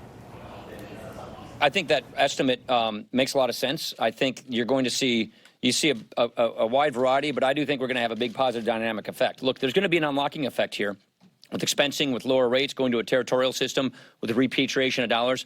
All of those things are going to mean bigger paychecks, more competitive companies, faster economic growth. So I do believe the Treasury, when they say that this is going to unleash a lot of economic growth, which will accrue more revenues. Jared, I want to get your response to two effects, the positive dynamic effect and the unlocking effect. Well, of course, Paul Ryan would say that. In fact, the only people who really argue that this tax cut is self-financing, that is, that it would pay for itself, or in the case of that one-pager, would more than pay for itself, are people who are huge proponents of the plan, typically doing the bidding of Republican donors. They're generally people who are getting paid to have that viewpoint. As you very clearly pointed out, folks across the spectrum, from conservatives to progressives, argue that the plan may offset some of its cost. I'm willing to accept that analysis, but not 100%. In fact, the most that the conventional estimates will get you to is about 30%. Now, this unlocking effect is, I think, particularly suspicious because corporations are already sitting on literally trillions of dollars that they could be investing if they wanted to. Interest rates are very low. They could borrow cheaply. Their profitability is near all-time highs. So the idea that tax cuts are going to make them more profitable and unleash or unlock a set of investments that'll generate these results is just implausible. It's not credible. And as Elon stressed, they worked backwards. They were trying to get to 5 from 2 plus 2. They got there, and Paul Ryan, whose math is often very curious in these situations, agrees with them. Yeah, and we still haven't gotten to the point where we actually know what the final bill is going to look like, right, Elon? Lawmakers are trying to figure out how to square the House version of the tax cut with the Senate version. And among the main sticking points, capping deductions for state and local taxes at $10,000, which affects people in high-tax states the most, places like California and New York. House Republicans in those states have real concerns. Also, whether to make individual tax cuts permanent and whether to make the corporate tax cut 20%, maybe 22%. We've heard the president talk about both. Is it clear where we're headed on this, and would it dramatically impact any kind of independent analysis? Yeah, so one thing that Kevin Brady, the chairman of the House Ways and Means Committee, has said is that nothing is final until everything is final. There are a lot of moving pieces in this, and perhaps increasing the corporate rate could go to pay for some of those other provisions. However, I will say that Bloomberg just reported that top Senate Republicans said that a final deal on the tax bill may be available as early as today. We are waiting for Vice President Mike Pence to arrive here at the Capitol, have lunch with Republican senators, so perhaps there will be some discussion of that during that meeting, and we'll wait to find out what exactly they say. And Jared, as somebody who's been in the middle of these kinds of negotiations, obviously we're in a little bit of a different world than when you were there. Nevertheless, they're often difficult. Where do you see this going? Does it get done by Christmas? It may get done by Hanukkah, which is today, by the way. And when we say done, we mean that the two sides of the bill reconciled, the House bill and the Senate bill, working out the very differences you just suggested. Look, the momentum is strong here. The desire for posting a big W on the political win is there. I think what's most unfortunate is that this bill has really been rammed through without transparency, without hearings, without accountability, with the kind of nonsense, non-credible estimates that we were just talking about earlier. But that said, I do think they're on track to get this to the president, if not before Hanukkah ends, but probably before Christmas starts. Ilan Mui from CNBC, thank you. Jared Bernstein, former chief economist for Vice President Joe Biden. Happy Hanukkah, and thank you. Appreciate it. And breaking news, charges just filed in yesterday's subway terror attack here in New York City. Up next, they reveal that the attacker left a message for President Trump. You're watching Velshi and Rule. We've got breaking details about the bombing attempt on the New York City subway. NBC's Pete Williams reports that right before the attack, the suspect, Akayed Ullah, posted this statement on Facebook. Trump, you failed to protect your nation. The feds charged him just a short time ago, and according to the complaint unsealed, Ullah's radicalization began at least 3 years ago, and he began researching how to build bombs a year ago. The documents show the bomb he attempted to set off was built just a week ago. It included metal screws, which could have made it more deadly, the injuries more severe. The feds say Ullah chose to carry out the attack on a weekday because he believed there would be more people on the subway. Another major story we're following here in Southern California, where thousands of firefighters continue to battle those wildfires this morning. The largest by far is the Thomas Fire, now just 20% contained. Officials have ordered mandatory evacuations for tens of thousands of residents nearby. The Thomas Fire has burned more than 230,000 acres. That's nearly a third the size of Rhode Island. And the mayor of San Francisco, Ed Lee, passed away last night unexpectedly at the age of 65. His office says he died at San Francisco General Hospital, surrounded by family, friends, and colleagues. No cause of death has been given yet. He was the first Asian American mayor of that city. Thank you so much for watching this hour of Velshi and Rule. I'm Chris Chansing. I'll see you back here at 3 o'clock Eastern Time. Right now, Andrea Mitchell reports. Hey, Andrea.